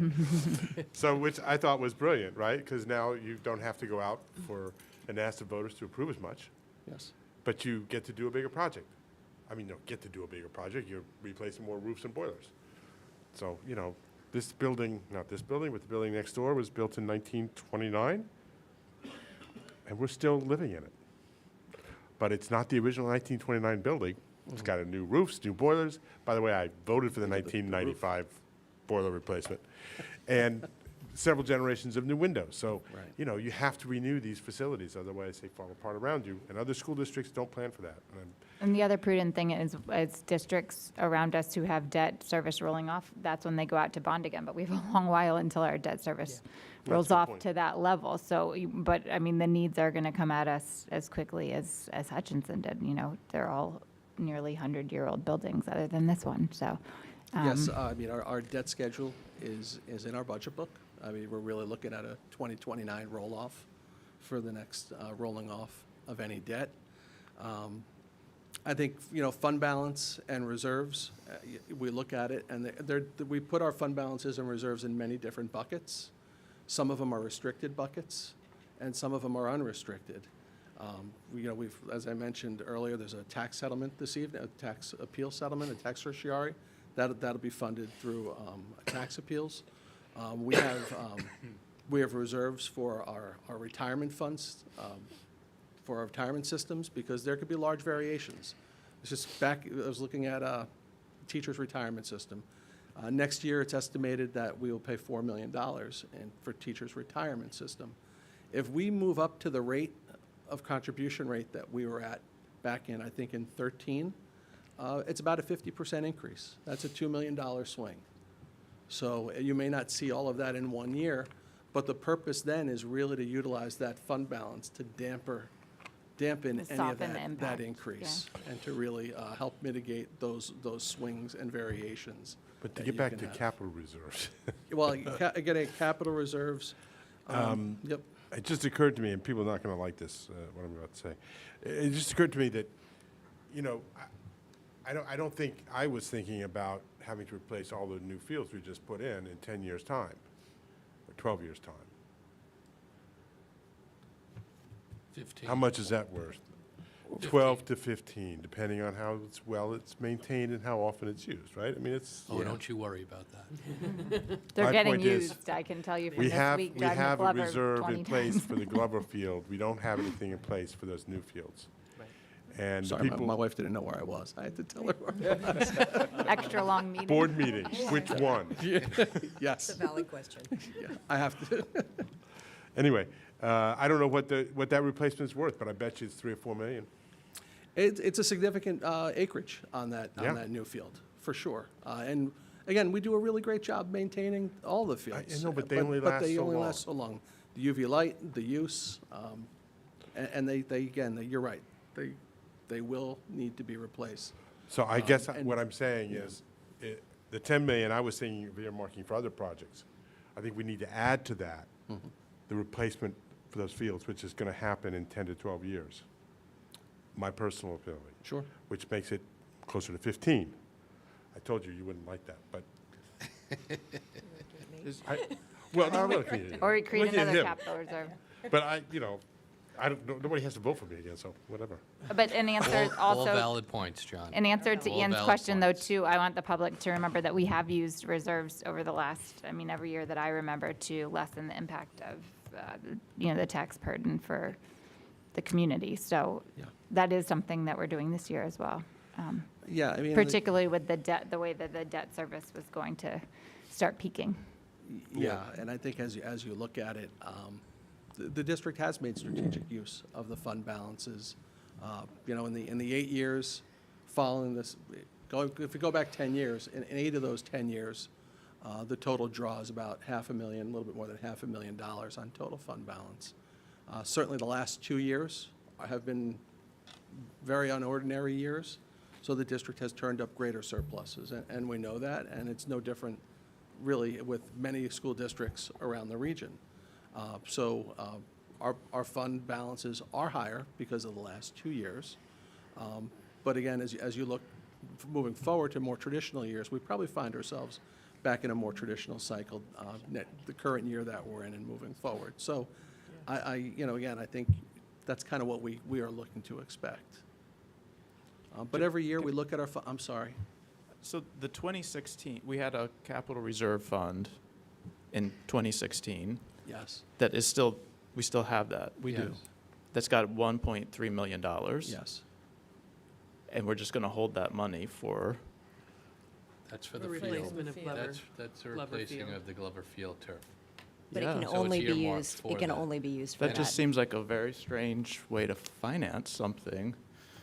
Like, Well, I think. like if I replaced my windows in my house and paid $40,000, I wouldn't then say, let me put another $40,000 in the bank in a savings account for 20 years from now so I can replace the windows again. I don't know, it just Well, doesn't. I think that was a very specific circumstance because that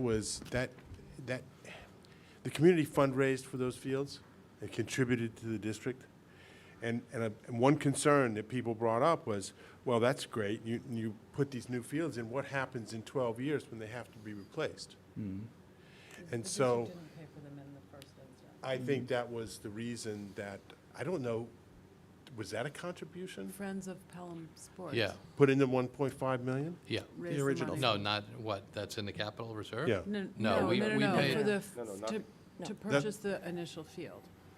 To be, yeah, the construction. To do the initial field that was fundraised. No, I And so- understand that. So But to where did your point, 1.5 million come from? That came from the That's- fund balance, year-end fund balance. That so came from the yeah. district. Yes. But again, through the process that Jim is talking about, that it went through the community and they voted on it, that the whole process is So that not was a unusual commitment. and new to our school district. Yeah, I mean, that was a commitment to fund the inevitable replacement of the, That's correct. of the carpets. And we wanted to make sure that the monies were there at the appropriate time. That's why we created this and earmarked it, that it can't be used for anything but the replacement of this. Yeah, I remember Yeah, that the discussion. authorizing language really specifically calls it, it says, district facilities including athletic field reconstruction, turf field replacement, and then irrigation, lighting, asphalt, concrete, all those things can be associated with that, and other needs identified in the district-wide athletic field master plan.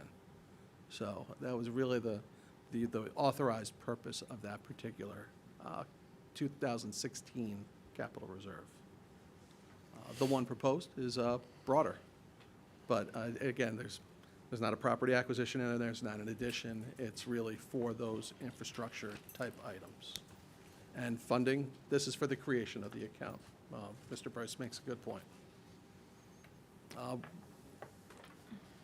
So when are we voting on this tonight? That, for this evening, Put it on there's the- an item. Put it on the ballot. To put it on the The ballot. creation of it Okay. on the To ballot. put it on the, right. I guess nobody liked my idea. Why, if, Well, we're Yeah, not we'll voting take on that the one on amount. its own. Well, The- Yeah, we are. We have to Oh, vote on so the amount is in the Resolution. ballot proposal? It is. The specific amount? It is, 10 million. yes. Up What's to the- 10 million. What's the practical implication of it being 9 million versus 10 million versus 11 million?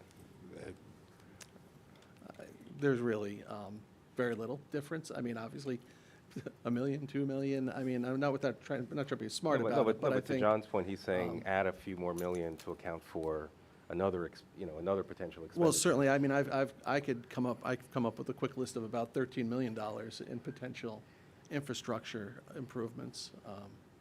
Right, so what, that's what- Is there an upper limit? Not that I'm aware of. I'm aware of a similar district creating a $50 million Yeah. capital reserve this year. There's no downside to making it bigger, in my opinion. But, But to Michael's point that I was walking out on, but like, if we list a more all-encompassing scope of potential work that this could be used for, then an up to amount a little bit higher that may or not be met, it maybe all makes sense, right? Like to have more flexibility on how we spend it and the potential for more dollars, whether that Sure. comes to or the- fruition or not.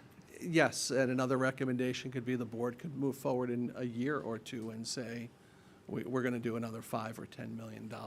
well, don't forget Creation these. of a new one. Yeah, So we could just create 2025. another create one another then, one, I sure. guess.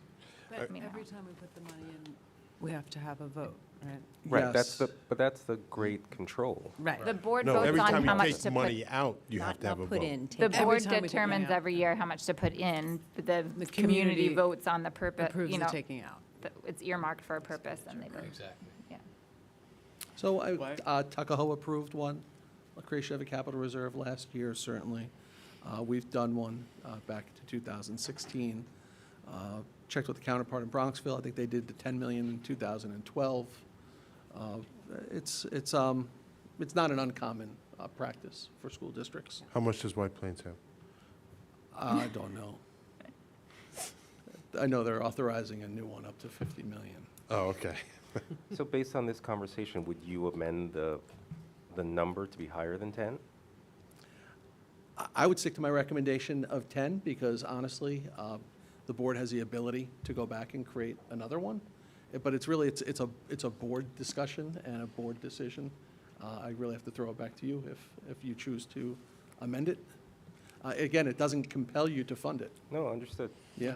I don't want to throw a monkey wrench into this. Yeah, I feel like just- all of the kind of documentation Yeah. that we have has been around 10. 10 And if million. we've Yeah. got debt rolling off in 2029 and more flexibility to bond if we have to at that point, 10 million seems like a reasonable number, given that this is our first foray into creating this kind of reserve on a general basis. That's my opinion, but. Right, well, Right. it's also, but I think there's some who would say, well, then make it smaller. You If could. You know, if you have the flexibility to always create new. True, but I'm just also going by the list of facilities projects that Yeah. we've seen that is And the- somewhere and in the that 4 10 million. million we know we're yeah. going to spend in 12 years. If we're Yeah. using the Yeah. facilities project list, that's $13,728,187. So if that's the basis, why not that number? Well, because it's not an exact science. Yeah, it's not exact Doing science the- for the- sure. Yeah. And those are today's If- dollars. Yeah, it's going to be more now. Right. It's today's dollars. It Well, could and does be- that account for the turf fields? That, Not the John? larger ones, Yeah. not the new ones. And But it that's won't not come gonna all be at 10 once. yeah, that won't be in that window. Again, too. it doesn't all come at once. So, Well, that's one of the reasons, turf fields come all at once. yes, You know, you do it all at once. You're not going to do one field and then another field. right. It's inefficient. But you could do a boiler in one school one year, Exactly. a boiler in another school, and then you may be able to not have as much of the soft costs. No, exactly. at And that I- point in time, and- too. And that's what, I think that's the difference Yeah. between fields and boilers.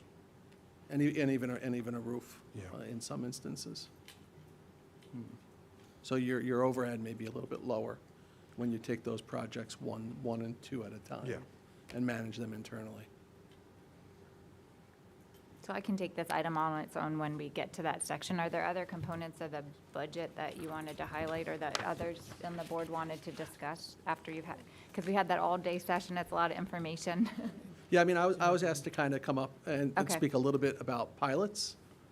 And they're wonderful people that sit in the front of airplanes. But in the world of government, it is an acronym that stands for Payment in Lieu of Taxes.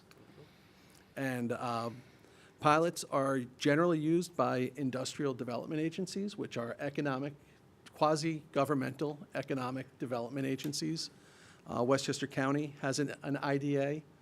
I believe City of New Rochelle has their own IDA. And what IDAs have the capacity and ability to do is to issue tax-free bonds. And IDAs help spur economic development in communities. So structurally, what happens when you have, say, a development like one that's happening on Fifth Avenue, is you have a developer who approaches an IDA to try to gain some incentives, working with the IDA, and in doing that, ownership of the property is actually placed in the hands of the IDA.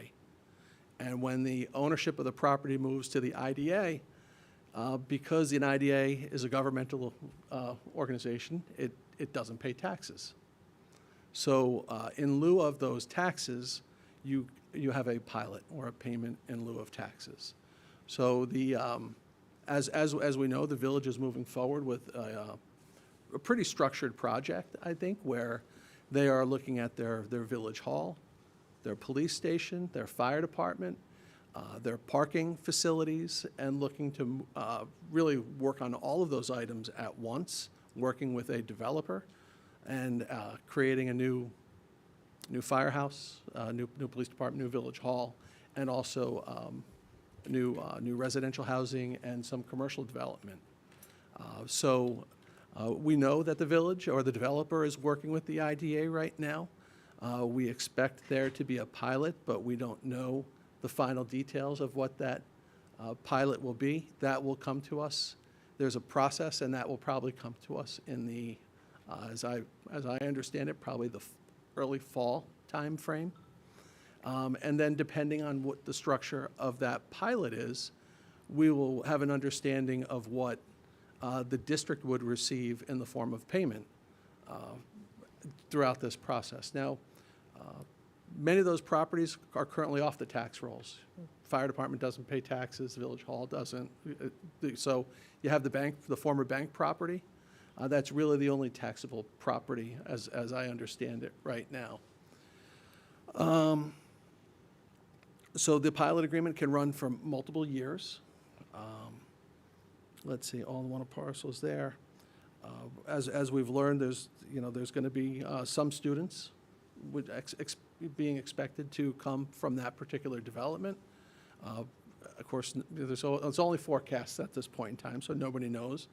But we know that the pilot will probably, when we see the final structure of the pilot, it'll probably start taking place a couple of years into the development. It won't start immediately. It's not going to go to it's going to be a building amount, not a small. It'll be a smaller amount, a building to a final amount. So we've gotten a general idea of what it'll be, and it'll be a term of up to 20 years, is what I understand right now. So I mean, those are kind of the structures behind the pilot. How does the pilot work with the tax cap? It's part of the calculation, but it's part of the calculation that we haven't had to deal with because we don't have any pilots right now. So just as you think of how we, when we do our tax cap calculation, again, the simple 2% tax cap with 8 different inputs that we kind of work through, just how we kind of back out our capital expenses. When you have a pilot, you're gonna factor that into it as well. When you look at your tax rate. So you'd plug in that amount, and then you'd know what the impact is to your tax levy. But not knowing the detail of what that pilot amount is going to be, kind of it doesn't allow me to share with you what the final impact will be to the district. Is it considered a tax? It's not considered a tax, it's actually considered other revenue. Okay, so then it wouldn't count there. Right, it doesn't, As it part of doesn't, the tax it's cap. not part of the tax levy, right. Yeah, so, And it's interesting here, just because sometimes when you have a pilot, you have a taxable unit, a taxable property that's taken off of the tax rolls, and then you get in its place a pilot. In this case, one of the properties is, but two or three of those properties are not. there's more benefit gained than lost. I think so. Yeah. I mean, when the village approached the school board a couple of years ago, you know, the thing that I took away from that was that the whole process was a competitive process. In other words, they went out for RFQ Yeah. for that parcel, for those parcels, looking to gain the most benefit from the developers. So in other words, they went out there and said, well, here's these properties, here's the zoning, you know, tell us how much you're going to pay us. And this is what we want you to build for us. Right. So it's competitive RFQ, and so, you know, what they ended up with, I presume, although there have been many sort of variations in between now and then, I'm sure, was a competitive, part of a competitive process. So I would hope that the pilot that results from that, you know, will be a significant boon for the school district. I think it's certainly going to be more than what those It wouldn't properties are hurt, it's generally. not going to hurt. What but those we don't properties know. are currently generating, because Well, they're certainly not generating anything. it's just one that's generating, right, and we'll have that pilot. But as we look at it too, I think, you know, again, the pilot would not begin, as we understand it, probably till mid-construction. You're probably not going to see the full amount until a couple of years after that. So if- we won't count our, So it could be Chickens. 2029 timeframe, really, when you're looking at that full dollar amount, if that's what it's going to be. And I know the village is releasing, I spoke to the mayor just to make sure we had our information correct, and he shared, I guess, that other information is coming public next week, I believe. so once they get the project approved through the village boards, then all the financing can be finalized and all those numbers the can be IDA. finalized. Yes. They better hurry up. Those interest rates are going to, Interest going up, and again, the IDA, each IDA has different authority and guidelines, too. So the Rockland IDA rules are different than the Westchester IDA rules. is this Westchester idea? This will be through the Westchester County IDA, but in Port Chester has their own IDA. It's interesting. It's different, and it's a funding mechanism, though.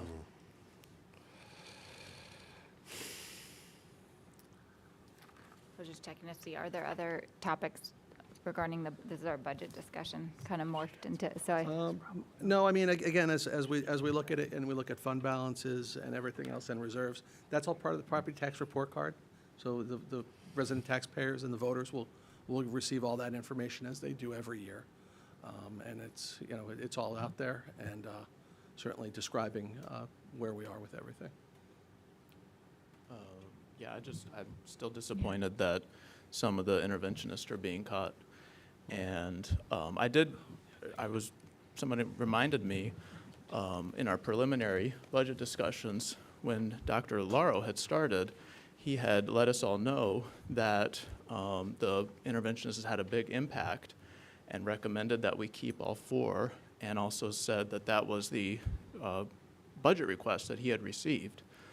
I'd also heard from several community leaders and a leader of a charitable organization, and they were saying they've gotten a lot of phone calls from teachers and parents who are very concerned about the students, and that people need extra help.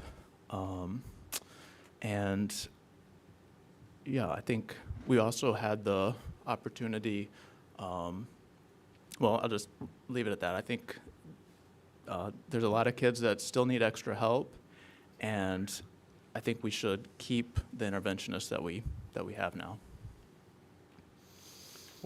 Rosemary, I have a question. With the new numbers that you just identified, are there any implications for the kinds of special education support, interventionists? Just what's the personnel implication of those increases what do you think? What I was talking about really was the Section 504, so it's really less about services and more about accommodations. A lot of the accommodations happen in the classroom with the general education teacher. But I don't think the trends this year in special education, I don't think things are any different than they've been recently. I just think that we would have to gather more data. Lauren and Greg both run meetings, I run meetings as well, and we're constantly looking at the trends, looking at what we need, and we're filling our schedules for next year already. So we would certainly be sharing, but I think that the Pelham staff has been looking at this since October. So every month, everyone is looking. I don't think there'll be any surprises, unless students happen to move into district or students move out of district. I don't think there'll be any real implications different from what you've projected. Steve, because you're getting your information from the staff as well, in terms of interventionists and from the MTSS teams and from the principals. So I think everyone has eyes on this. So Rosemary, when you talk about modifications, you mean things like extra time to take a test or to be able to take a test in a separate room, or Right. somebody with executive functioning might automatically get the teacher's notes after a class, that kind of Correct. thing that doesn't require an Correct. additional It's not body additional in the services. classroom. Right, exactly. Well, it depends. Some districts do have interventionists. No, I'm just saying that for specifically what she was talking about. No, I'm saying for 504s, there's some districts that do have interventionists that go above and beyond just what the rule that accommodations, that you can go beyond that, depending on the severity, Right. depending on the Is- intensity. The way we, and it's not on every case, because there are occasionally, they'll do an occupational therapy through Section 504, counseling, but when you're really getting into services, then it would beg the question, why didn't the student qualify for For an special IEP. education? Good And question. typically, that's where that would fall. But again, each case is different, everything's individualized, and I can just give you data as we go along, if you have specific questions. Yeah. But again, we work very closely with Steve Garcia and the principals, so I don't think there'll be any surprises in terms of numbers, or we're projecting everything that is needed. Well, and also, they do get help, students with 504s, if they need reading comprehension help or math help. So, they flow in and out of those services without an IEP or without a 504, so. Right, and that would be covered with the MTSS and the staffing through that, with the different tiers, through the classroom, and the interventionists are working with those students. Right. So, Steve, I think everyone is concerned, obviously, that students who need help are getting help. And so I think what you were saying is we're still collecting the data and we're putting contingency in the event that we do need to hire an extra person. I think that, I just have my mindset, my personal mindset is that there really isn't a decrease. It's actually I'm increasing two full teachers, in a sense, that will be able to service the needs of the kids at a different rate than the one-year interventionist, which again, I think it was a misnomer. It's just my personal opinion. It was a triage approach as well. It was, and it wasn't to diminish the work, because they did help kids, Yeah. but also kids were entered and then exited a lot Right, right. that we saw at the schools. I see it as kind of a net gain of two people who are going to service kids at a level of efficiency and I think effectiveness much higher than, let's say, the one-year Than we've done in the interventionist past. role was. But also that one position of a contingency in case we need to add even another one, which Right. could be helpful in a sense. And I think the Prospect Hill example that you gave, not to call a teacher Yeah. out by name, but she is an excellent teacher. Yes. And, the fact that she will, have the ability to be completely focused. Correct. Or someone like her would have the ability to be completely focused in this role. Correct. And It's- on the stat developing piece of it, which is really important, we currently have that with Beth Finkelstein in mathematics. And it really then will complement that piece of it, but in literacy across the district. And it's all about providing the services and supports to the teachers as well. It's not, because really the first level of intervention, as we know, is really in the classroom. And I think that it kind of complements the support also with kids, making sure that the classroom teacher has the skills and also is provided with a lot of the knowledge base to help the students at that early intervention level, so they may not have to go into a pull-out intervention piece, which is where the AS teacher really is in a pull-out role, not a push and roll as much. It's, Yeah. during the intervention block, they're providing those services. So yes, I can see an argument inside saying, look, this is less than we've had in the past, or at least this past year. I just see it in a different perspective. That's where we're Quantitative at. and qualitative Well, are two yeah. different. And again, if we called those interventionists this year teaching assistants, we may not be having this discussion. Or it would be a different discussion. And again, I don't want to diminish what they've provided for our kids and also for our teachers and for the schools. But I see this as sort of like a gain in a sense, where potentially it cannot just gain 2 people, we're gaining maybe a third if we need it, right, that's in it. Yeah, and I So- think this illustrates where it's natural throughout the budget process to see an evolution in staffing. And we're even, the initial budget, even while I was out, was constructed based on projections and traditional needs. And certainly, we've seen the needs, as Steve articulated earlier, traditionally where the higher intervention needs are. But even if you look at the middle school and high school, some of the positions that have been proposed in the initial budget, now we're moving into the phase of staffing where we're actually having actual student numbers and actual course registrations, and we're already seeing that we may need to do some tweaking from those initial projections, proposals of which positions were included in the budget, whereas, we have an additional section at the middle school that was not necessarily accounted for in the original proposal. Looking at world languages, we're also seeing an increase there. So there's some basic foundational programming that we need to look at. So we're meeting with the secondary administrative team next week. Next week, to- and the to elementary take the people critical on look Friday. through what is our current staffing based on requests. And then we continue to monitor that, because once we then build and run the schedules, we look again to see what survived that process, where are the tweaks, where do we, what are class sizes. So it's definitely an evolution of a process. Some of it now as we finalize the budget between now and the 19th. And then, as you said, that's why we build contingency positions in, so that we can then, as we move from there to the opening of school, Yeah. really massage Well, that to I'd like meet it, when need. it's finalized, to have all those 4 positions, based on what Dr. Laro told us, based on what the teachers told us when they came to our work session, based on what I've heard from parents and community leaders. I think that would make sense. And I believe increased the fund balance by $5.5 million over the COVID years. Is that correct? Yes. Or 5.6 maybe? Somewhere around there. But I don't think it's not asking too much to keep those 2 extra positions out of that $5.5 million savings for the elementary kids that, lost out. And I think the concern would be matching recurring expenditure to recurring You do that for revenue. one-time expenses, but Yeah. something that you're going to put in the budget Yeah, that let's do it exists for one more every year. Let's Well, see, let's those are get the with, data. Let's get the state grants, test right? data and see.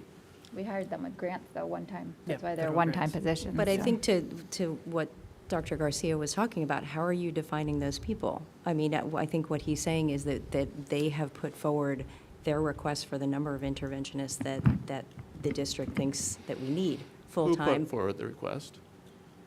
the administration. But Yeah. Dr. Laro told us that they requested to keep them. But I think Dr. Champ just said that this is an evolving process, so Dr. Lauro hasn't been here in several weeks. We don't know what he would say tonight, and I don't think that's fair to say that he would be in favor of one thing over another at this I'm point. just saying it doesn't match up. I've heard different things from the teachers.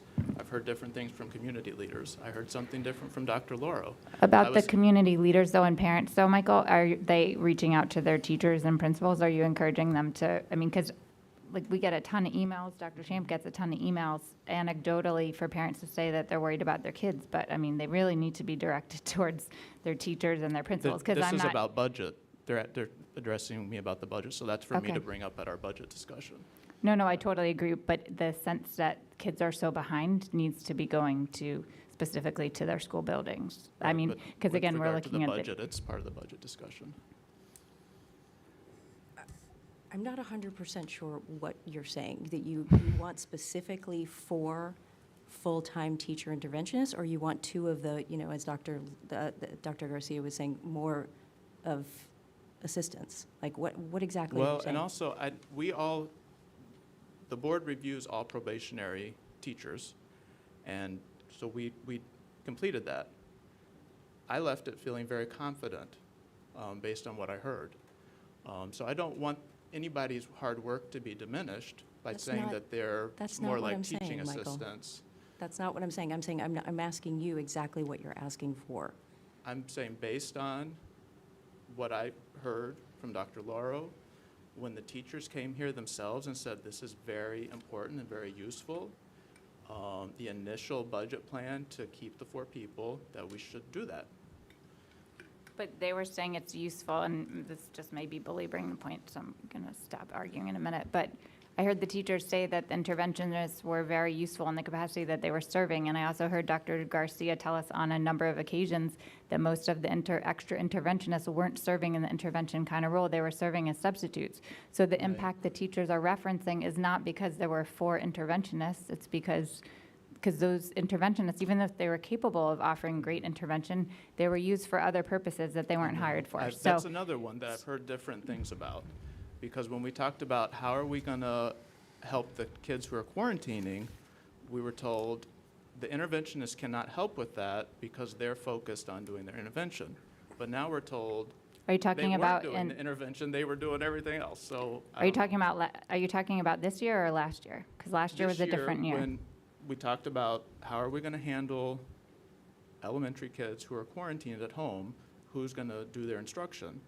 Originally, the plan was the interventionists would do that, and then that changed, and the interventionists were not going to do that because they were focused on intervention. But now, fast forward, and the story is they didn't do intervention. They were doing substituting, but then we hired more substitutes. So why were, so I don't know. I've heard several So things again, that don't can we add get up. back to what are you specifically asking? For what? For interventionists. to For keep full-time, teacher-level interventionists. Is that what you're saying? So adding more service than we had this year. the same, to keep what we had this year. So the interventionist, a probationary a tenured teacher who's serving as an AIS capacity right now is not the same as a one-year interventionist, quote unquote, that we hired with federal funds. Those are apples and oranges. So are we saying that, because in the budget, it's basically having 2 full-time probationary teachers at their level of salary, which could range from $70 to $100 and whatever $1,000 on a probationary track, or they could be a tenured teacher. Are we looking to then add 4 those, or are we looking, is it the thought to add, to keep the 4 $55,000, $56,000 a year non-probationary teacher, which is what we have this year? We have 4 of those, who sunset on June 30th. Because the proposal is to then have 2 more of the AIS teachers, which are Pelham teachers most likely, who can be servicing number of kids in pull-out sessions. So just 2 different levels of instructor. Right. And that's building it into the budget in perpetuity. Yes. So ongoing versus what was done this year of a one-time expenditure with grant funding. In addition to 1 contingency position that could be used Correct. as an additional probationary or tenured teacher at a high salary. If the data warranted the warranted. need, once we Yes. actually have the data. Another thing I'm mindful of is it's our job as a school board to think about the needs K through 12 of the whole school district. So if we're adding an increased service in qualitative terms, not quantitative terms, I trust Dr. Garcia's take. I trust the principals have been telling him what they need. That's part of the budgeting process. We are serving the elementary students by adding 2 significant positions in perpetuity, in theory, to our budget. But I also remember hearing at the budget meeting that our middle school needs would like interventionists and social workers, and I'm hearing that there may be an added need for a section in the middle school and in world languages. So I think we have to be fiscally responsible K through 12 and not just add 4 people just because it feels good to say we have the same number of warm bodies in the building, but to really be thoughtful about how we're allocating the resources. That's just me. And but- I would say too, there's a significant, and again, I wasn't here when some of these initial conversations were happening, But there was a whole page and a half, 2 pages of asks from the administrators about if, in the new budget, what are the things that you feel that you need or want? And not a lot of that didn't make it in.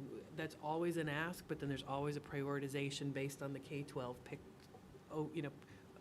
picture of the district's needs. So I think the ask, I'm sure, was for 4. I know for a fact was for 4, but based on the data that we've seen, 2 is what survived the budget process because we were using that data and balancing other priorities. So, I mean, to your point, if something, if we go that direction, something else has to give somewhere. And I think looking at the I understand and hear Some their middle school concerns, parents going to be upset with us, absolutely. you know. But yeah, something else is going to have to give. And again, we've got foundational needs we have to meet as far as just basic programming as a starting point. If there's, like the IEP needs, we've got an IEP need in there that's, completely IEP drip.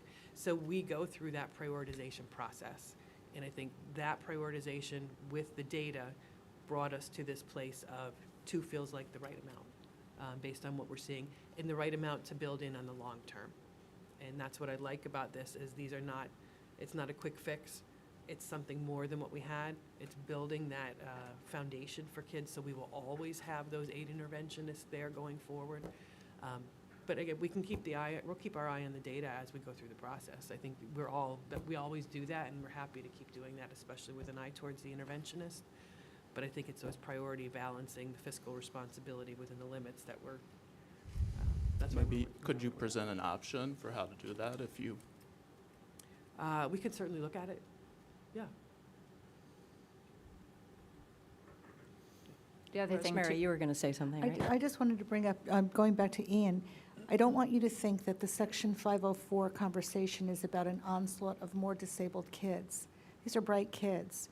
It's just more, but it's more about, in other words, they may not need more services. It's more about recognizing that we're seeing the ADHD, the executive functioning difficulties, the anxiety, and making sure that we're bracing our staff, all of our staff, to be able to handle that. And most of that really is done in the classroom. So I don't want you to think that that would need an increase in bodies to be able to address it. It's just about trends. and keeping really an for eye. parents out there who are concerned about their kids' academic needs, I mean, we've had 3 very in-depth sessions about academic progress, but certainly reach out to your teacher to have a one-on-one. We just had conferences at the elementary school, and I got a very transparent picture about how my kid's doing. So, I mean, there's a lot of resources I think there's a lot of speculation that kids are behind, and I think to take a broad brush and say that kids are so behind, we need more support in our schools is not really casting the right picture. So I would encourage parents to reach out to their teacher or building principal to get a clear individual picture of their kid. I understand the worry. I have kids too, that the impact of the pandemic is real on mental health ways and academic, but I think there's a lot of speculation on this, personally. Any other budget topics that we want to talk about tonight? I could just finish up with one thing that we're seeing is we certainly have added district transportation. Every year, we have the April 1st deadline. We must be getting the word out to everybody because we're getting our mix of our responses are a little bit different. So we're seeing the need for private transportation, yellow bus transportation is running a little bit higher than that for our students for public transportation, and that just costs more for the yellow bus transportation. So as we look, when we reach that deadline, we're going to see what that impact is to the budget, and if there is one, we'll share it with the board. Is that because they're going to places further away? No, it's there's a certain radius, so it's not like they're going further away. It's just whether or not the school is attainable in a reasonable period of time through public transportation and in a safe manner versus yellow bus transportation. Has our criterion changed for that? No, it's just it's the school selection by the parent.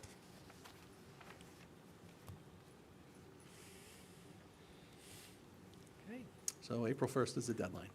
all right, No more limos, right? very important. We cut that out. Clearly, the charter buses are Not since standing I've us been up. What's that? Not since I've been Yes. here. Okay. Now we'll move on to section 5. It's been our longest meeting in a while. Good discussion. Mr. Chicane, are your comments specific to our agenda Okay, so I would like to welcome you to the podium. I know we've moved this new section of public comment up earlier in the meeting, but the first segment of our meeting seemed to Didn't take a help long tonight. time. But I promise you it'll be earlier than the last public comment. A touch earlier. So I guess first I wrote down my comments, but what I didn't write down was on this pilot thing, which I think was addressed because I requested the board to talk about it. But I would double check on the pilot, how the pilot is treated, because I don't think it's additive to the tax levy. I think I researched it earlier this week.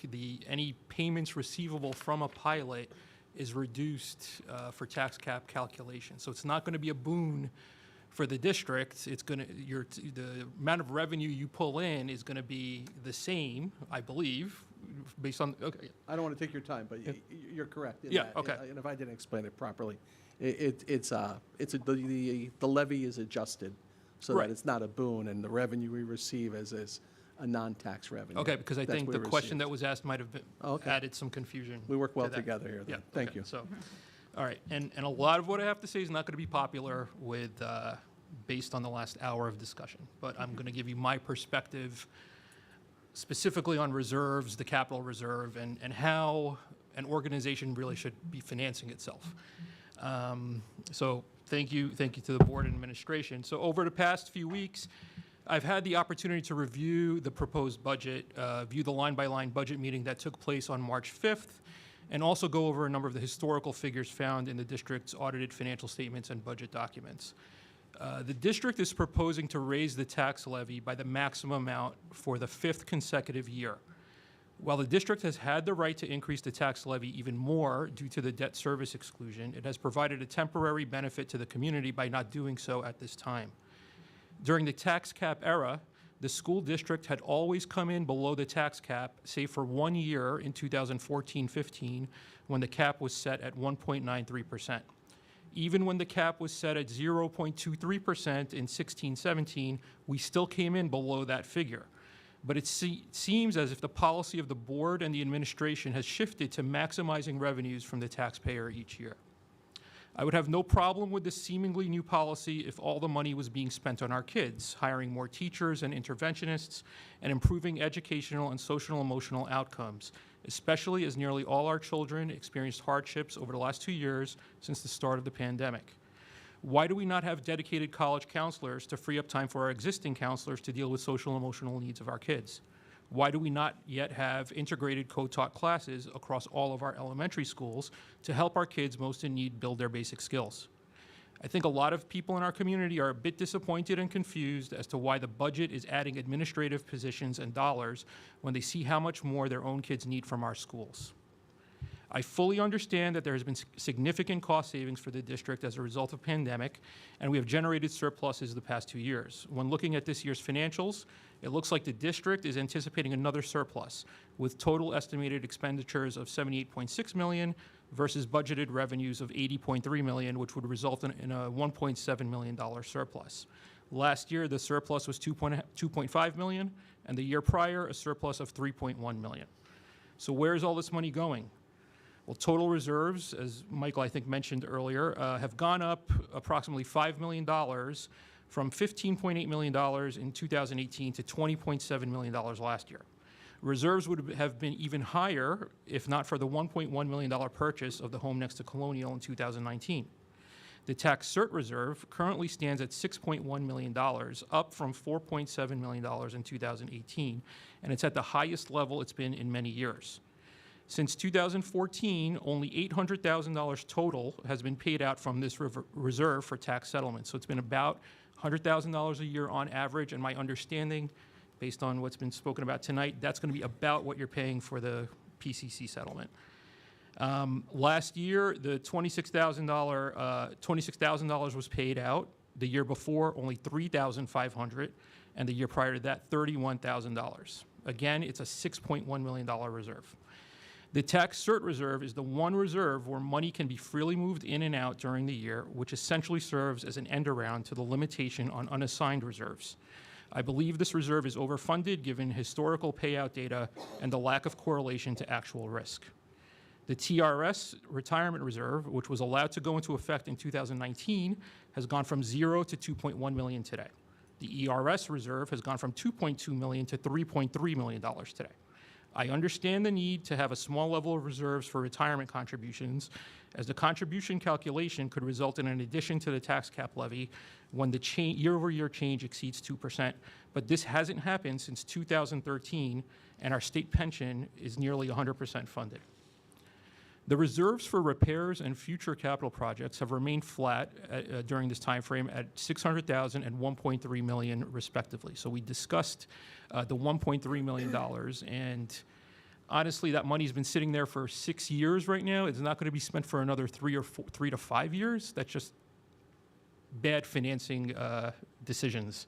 I think you could wait to, instead of holding on to that money, to wait and borrow it at the appropriate time. So we have over $20 million of taxpayer cash sitting in the bank that could have been used for education or that can be used to alleviate taxpayer burden. Again, for 5 consecutive years, the district has levied the maximum amount it can, and we've seen millions of dollars go into reserves to save for a rainy day. And now the district is proposing to create a capital reserve on top of all these other reserves. I'll get into why I believe the creation of this is a mistake, but as I dug through the laws, policies, and financials, it came to me that the district is seemingly running out of places to park taxpayer cash.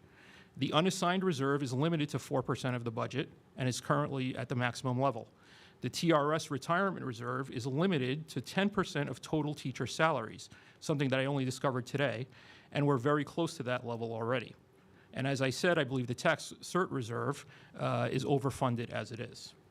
So the proposal to create a capital reserve, whether intentional or not, is a signal to the community that the district will continue to generate surpluses over the next decade. If surpluses are indeed generated over the next few years, that money should be used for other purposes. As a reminder to the community, the district's debt service requirements for the next 4 years is $6.5 million annually, dropping to $6 million annually for the 4 years after that. We have a $2 million debt service reserve, and that will likely be depleted in the near future.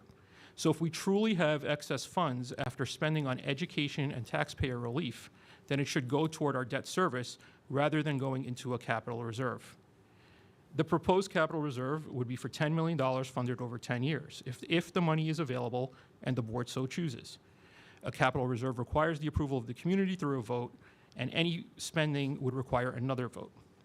The district would essentially be borrowing from taxpayers on an interest-free basis to pre-fund future capital expenditure needs, which may not happen for years, and as we're seeing with the $1.3 million, rather than borrow funds for long-lived assets at the appropriate time. Borrowing allows for future taxpayers to share in the cost of capital improvements rather than having existing taxpayers bear that burden. The district has a AAA rating, one of only 6 districts in New York with a AAA rating, and its cost of capital is somewhere between 2.5% and 3%, which is significantly lower than a Pelham taxpayer's cost of capital, especially in an environment where inflation is close to double digits and we are all feeling increasing levels of economic pain. Taxpayers should be holding on to their own money and paying their bills rather than having the district hold on to it for them. The timeline and process of receiving taxpayer and state approvals for capital projects is nearly the same if the money is borrowed or funded out of a capital reserve, given a vote is needed in both scenarios. A capital reserve cannot be used for emergency repairs, given the long lead times and approvals required. I encourage the board and administration to remove this proposal from the upcoming vote, and if it does go on the ballot, then I believe the community should vote it down. The capital reserve proposal brings me to the topic of the district's long-term capital projects and planning. After digging through the district website, I found the 15-year plan, which was published about 3 years ago, and it detailed a number of projects totaling $35 million at the time. I imagine this number is a lot larger now, and I'm not sure if the bond steering committee has met this year because there haven't been any minutes posted to the website publicly. And I also don't believe there are any community members on the finance committee to give their input. I know I made this point during the Hutchinson bond process, but I believe the district needs a long-term financing plan with regular serial issuance of debt every 5 to 10 years in order to fund projects and keep our facilities up to date. Districts such as Bronxville and Scarsdale issued debt at the same time we did, but their debt issuance was tax neutral to the community because the new debt replaced bonds that were maturing. We do not have such a program, and we should avoid waiting to borrow until there is an emergency. With that said, I believe the district should undertake a number of capital projects which have associated operational costs using the existing budget or borrowing if necessary. So what types of projects am I talking about? At the line-by-line budget session, the LED lights at Glover Field were discussed, and it was stated it would cost $1.6 million to change out the lights, and there would be a 7-year payback on this investment, which would be approximately $225,000 a year. If we borrowed the money to undertake this project, our annual cost would be approximately $300,000 for 5 years, made up of $320,000 in principal payments and about $50,000 in interest if it's at a 3% rate. So the net cash outflow each year would be $145,000 when we take the cost savings into account. But after 5 years, we would be saving $225,000 a year in perpetuity, and we can use that savings to invest in our schools. Similarly, and correct me if I'm wrong, but none of our schools have solar panels on their roofs. I don't understand why, especially since we just constructed a brand new school and the community prides itself on its environmental awareness. The proposed budget shows estimated expenditures of $510,000 this year for light and power, going to $675,000 next year. Imagine if we can generate all of our own electricity with solar panels and use that $675,000 to help our kids. I brought up solar power in 2017, and I bring it up again today. There are state programs available to school districts, and there is the ability to enter into a public-private partnership as well. This type of project should be pursued tomorrow. I've said a lot, and I have a lot more to say, but I'll end it there. Please consider what I've said tonight on our budget, reserves, and long-term capital planning. Thank you. Thank you. Thank you for your time. I see Mr. Ricky was taking a lot of notes. If you wouldn't mind. Yeah, actually, it would be very helpful for you to send that so that we can respond, clear up some miscommunication, misinformation, and also address some of your concerns. Okay. Okay. Would you mind copying the board just so we have the full scope of the response? Thank you. Okay. Next are financial reports and motions. I would like to take a consent of 6.1 to 6.3. Do I have a motion? So moved. Thank you. Do I have a Second. second? Can I just comment briefly on the Yes. calendar? Questions or comments? Yeah, sorry, I didn't mean to jump the gun there. Yeah, we're putting the calendar back up. We had put this on a prior meeting and then found an error in the edition that went up. So we're bringing this back to you tonight with the corrected. We will be having 2 superintendent's conference days, Wednesday and Thursday before Labor Day. It's per our units have agreed to that. The one thing I wanted to highlight is that we did include some additional holidays on the calendar this year. Not additional days off, but just recognition so that folks can be more aware of various cultural and religious holidays throughout the calendar year. That's all I wanted to point out. Thank you. So this includes the calendar, and it includes our agreement with Westchester for the voting machines, and also our annual, a formal resolution calling the annual budget and member election vote. Sorry, it's getting late. Any other questions or comments? All in favor? Did this have the treasurer's report in it? No, I'm going to Not take that Oh, later. okay. Not yet. All in favor? Aye. Aye. Aye. Any opposed? Any abstentions? So next, I'd like to take 6.4 all on its own. This is the motion to authorize a proposition to establish a capital reserve fund. Do I have a motion? So moved. Thank you. Do I have a second? Second. Thank you. But, you know, Leah's not in the room. Okay.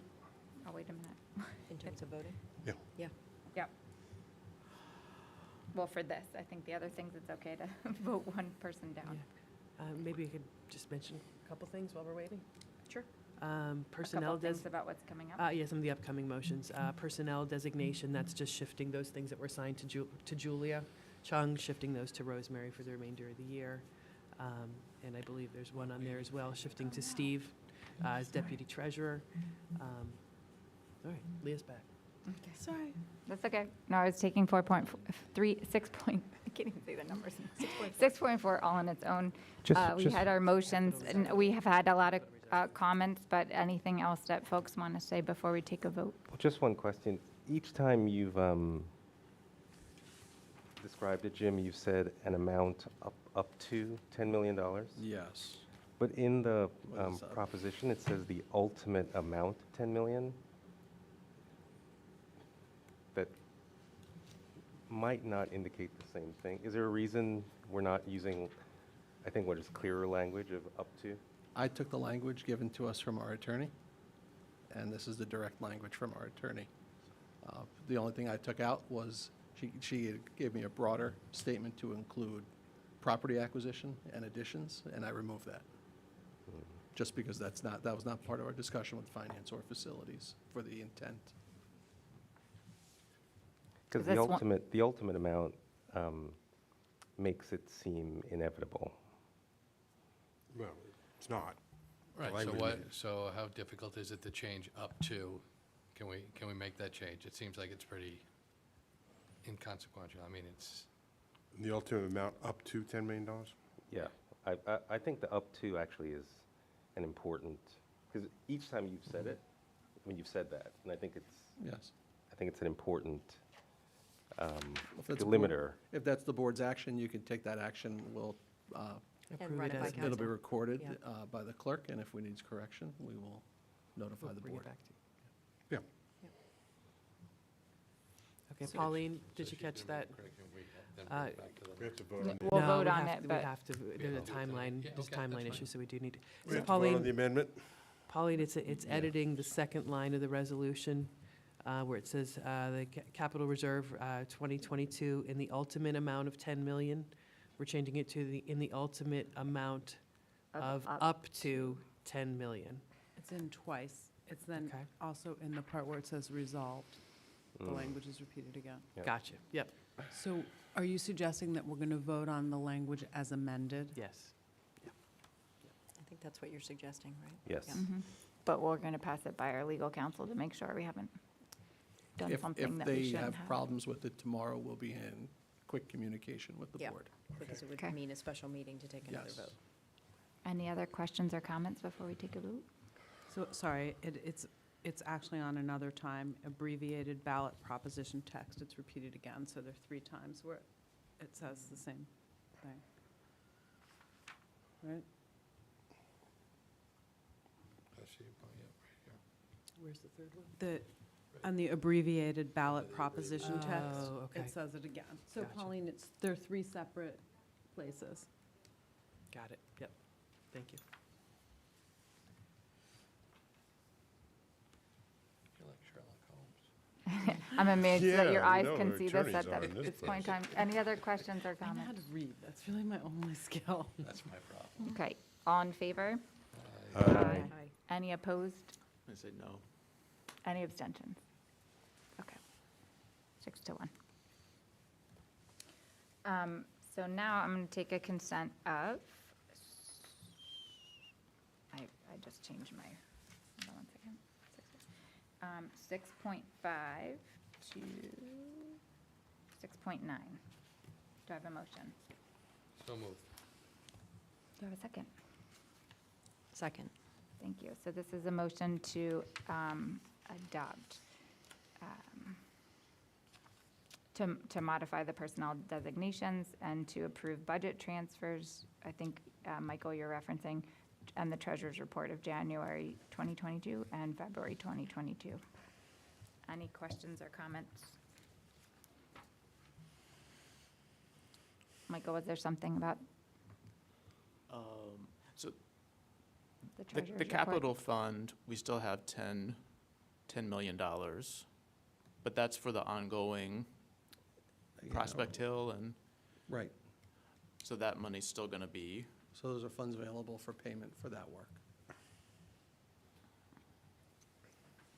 and general fund reserve, that's fund balance, but it's encumbered, or?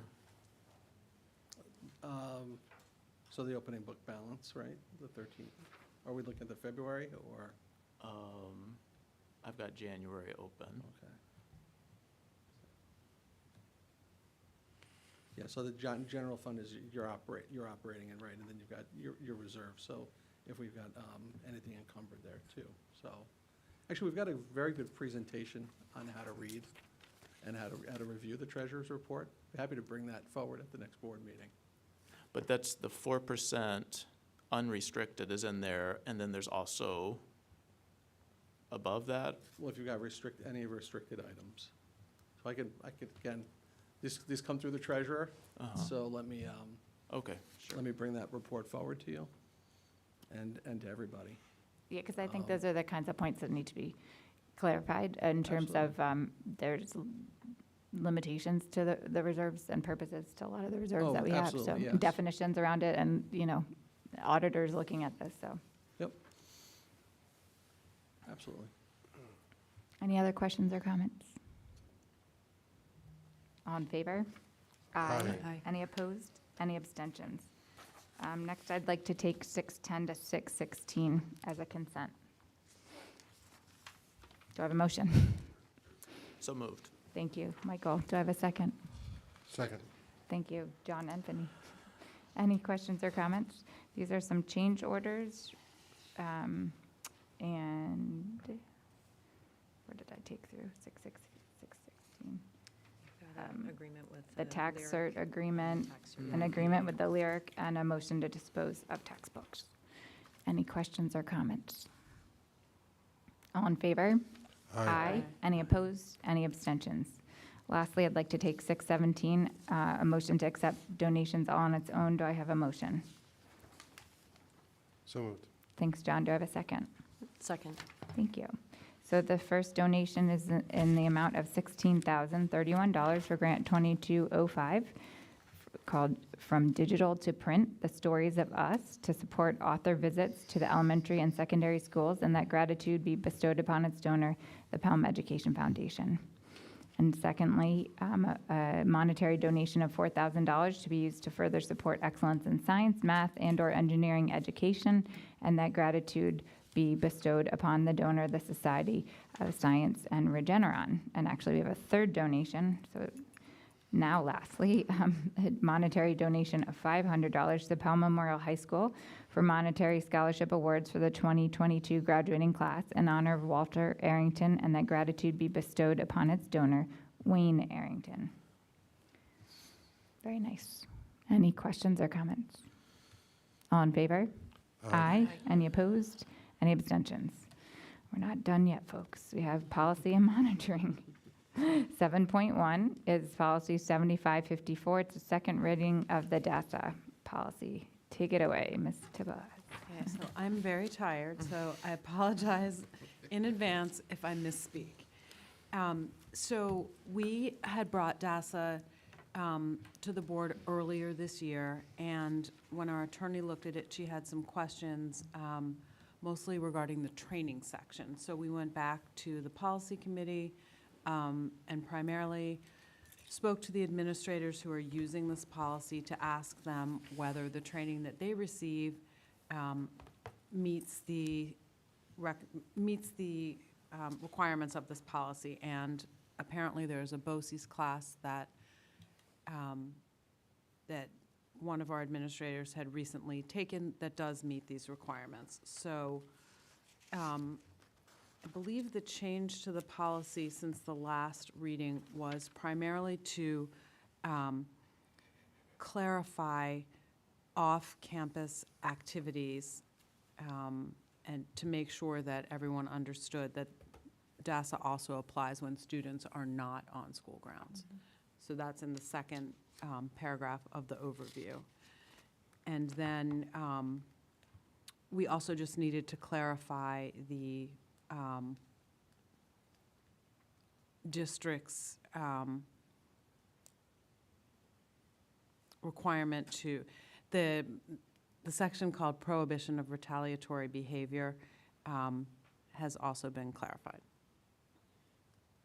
I noticed that the statement about confidentiality was removed. Is there a specific reason for that?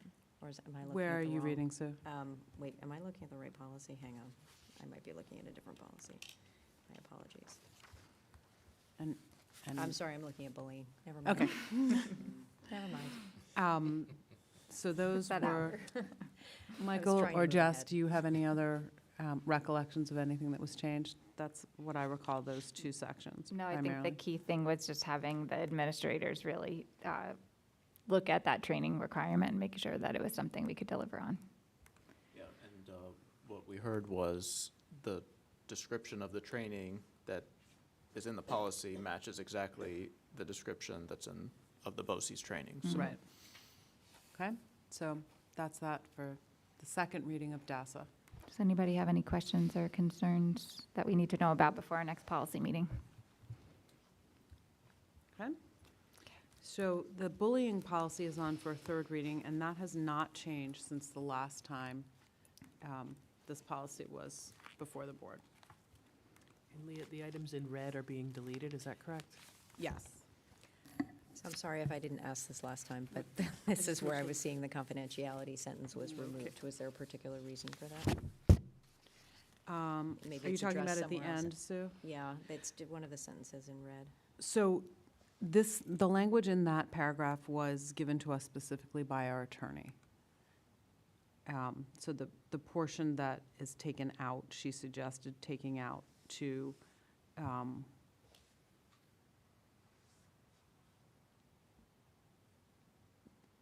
comply, I believe, with the reporting provisions that we're using and that we're required to do. Cheryl, is that? I'm trying to, I don't specifically remember the answer to that, I'm sorry. I do know that it's the language that Stephanie gave us. This is the language that we But I received, don't yeah. remember specifically why that Okay. piece So- of So it it came from was. council. Yeah. It came from council. Okay. In fact, I have the exact. Let me just take a look at what she sent us. Sorry, I apologize again. I'm barely awake at this point. It's about an hour later than you thought you'd get to this discussion.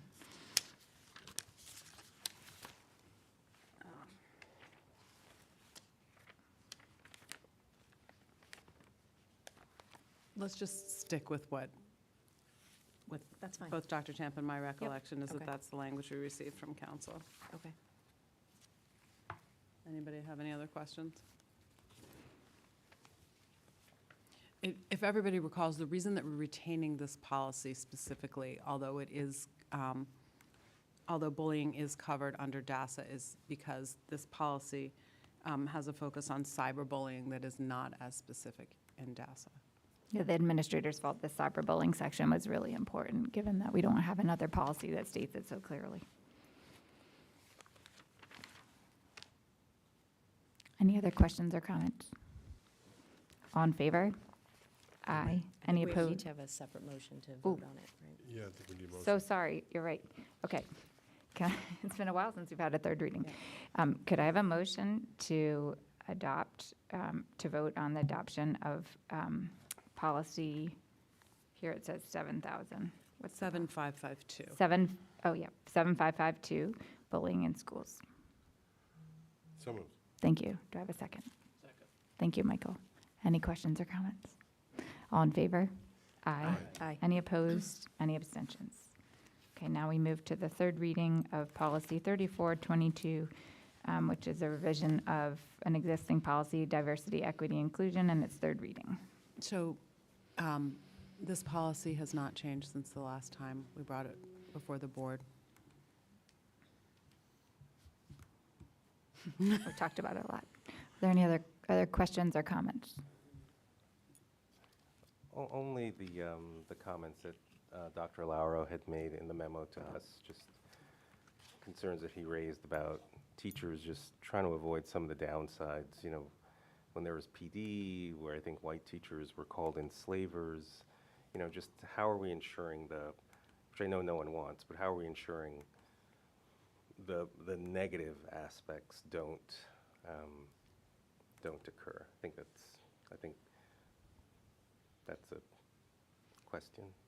You know, so I guess what I would say to that is I think some of that was taken out of context, or the context wasn't necessarily provided but obviously, to your point, that's not something that we want Yep. said. So, vetting of professional development that comes along with this, with any work in this area is going to be critical, and getting the right partners for that work. It's also part of why we want to have, we've proposed a district coordinator for DEI so that they can become an in-house expert and help us with training going forward, so that we can shape it in the way that we think is best for Pelham. Yeah, so I was going to echo what Dr. Champ said about training. I think that's part of what the cultural competence group has been working on. And I would also, to your point of, it sounds like an interest in adding specific prohibitions in the policy.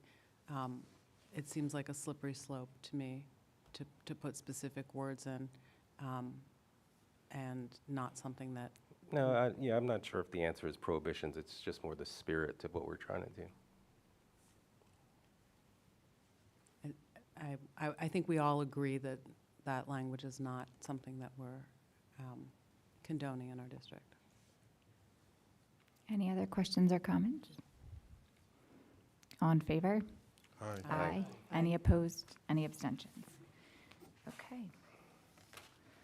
Now, the superintendent's personnel recommendations. I'd like to take a consent of 8-1 to 8-4. Do I have a motion? So moved. Thank you. Everybody's in for the seconds. Anything to add? Now, we're just updating. I think it was last time we had a business meeting was almost a month ago, so just Yeah. some backlogging on personnel appointments. And just that we've got some people leaving who have been with us for some time. We're certainly going to miss them, and we wish them well in their future endeavors. But we're sorry to see them go. Any other questions or comments? All in favor? Aye. Aye. Any opposed? Any abstentions? Section 9 is People Personnel Services. I'd like to take a consent of 9.1 and 9.2. Do I have a motion? Do I have a second? Second. Thank you. This is our Schedule D. I don't think you made did you make a motion for the DEI policy adoption? No, we'll go back to it in a minute. Thank you. Okay, didn't have enough coffee for this hour of the night. Thank you, Pauline. Yeah, exactly. No, 3 o'clock would have helped me to this time. Yeah, exactly. I'll just keep drinking till 9 a.m. tomorrow. Okay, so all in favor of the consent for 9.1 and 9.2? Aye. Any opposed? Any abstentions? Okay, we'll rewind and take a motion to vote on approving policy 3422, diversity, equity, and inclusion. Do I have a motion? So moved. Thank you. A tie for Leah and Michael for the first and second. Most tired. All in favor? Aye. Any opposed? Any abstentions? Okay. Section 10 is new business. Is there anything we could have possibly covered that we haven't already talked about? We have nobody left from our audience, so Ms. Tabaz. Madam President, would you entertain a motion to adjourn? Absolutely. Do I have a second? Second. Thank you. You're going to abstain. All in favor? Aye. Any opposed? Any abstentions? This is when you know we're getting punchy at this hour. Like, I can't even.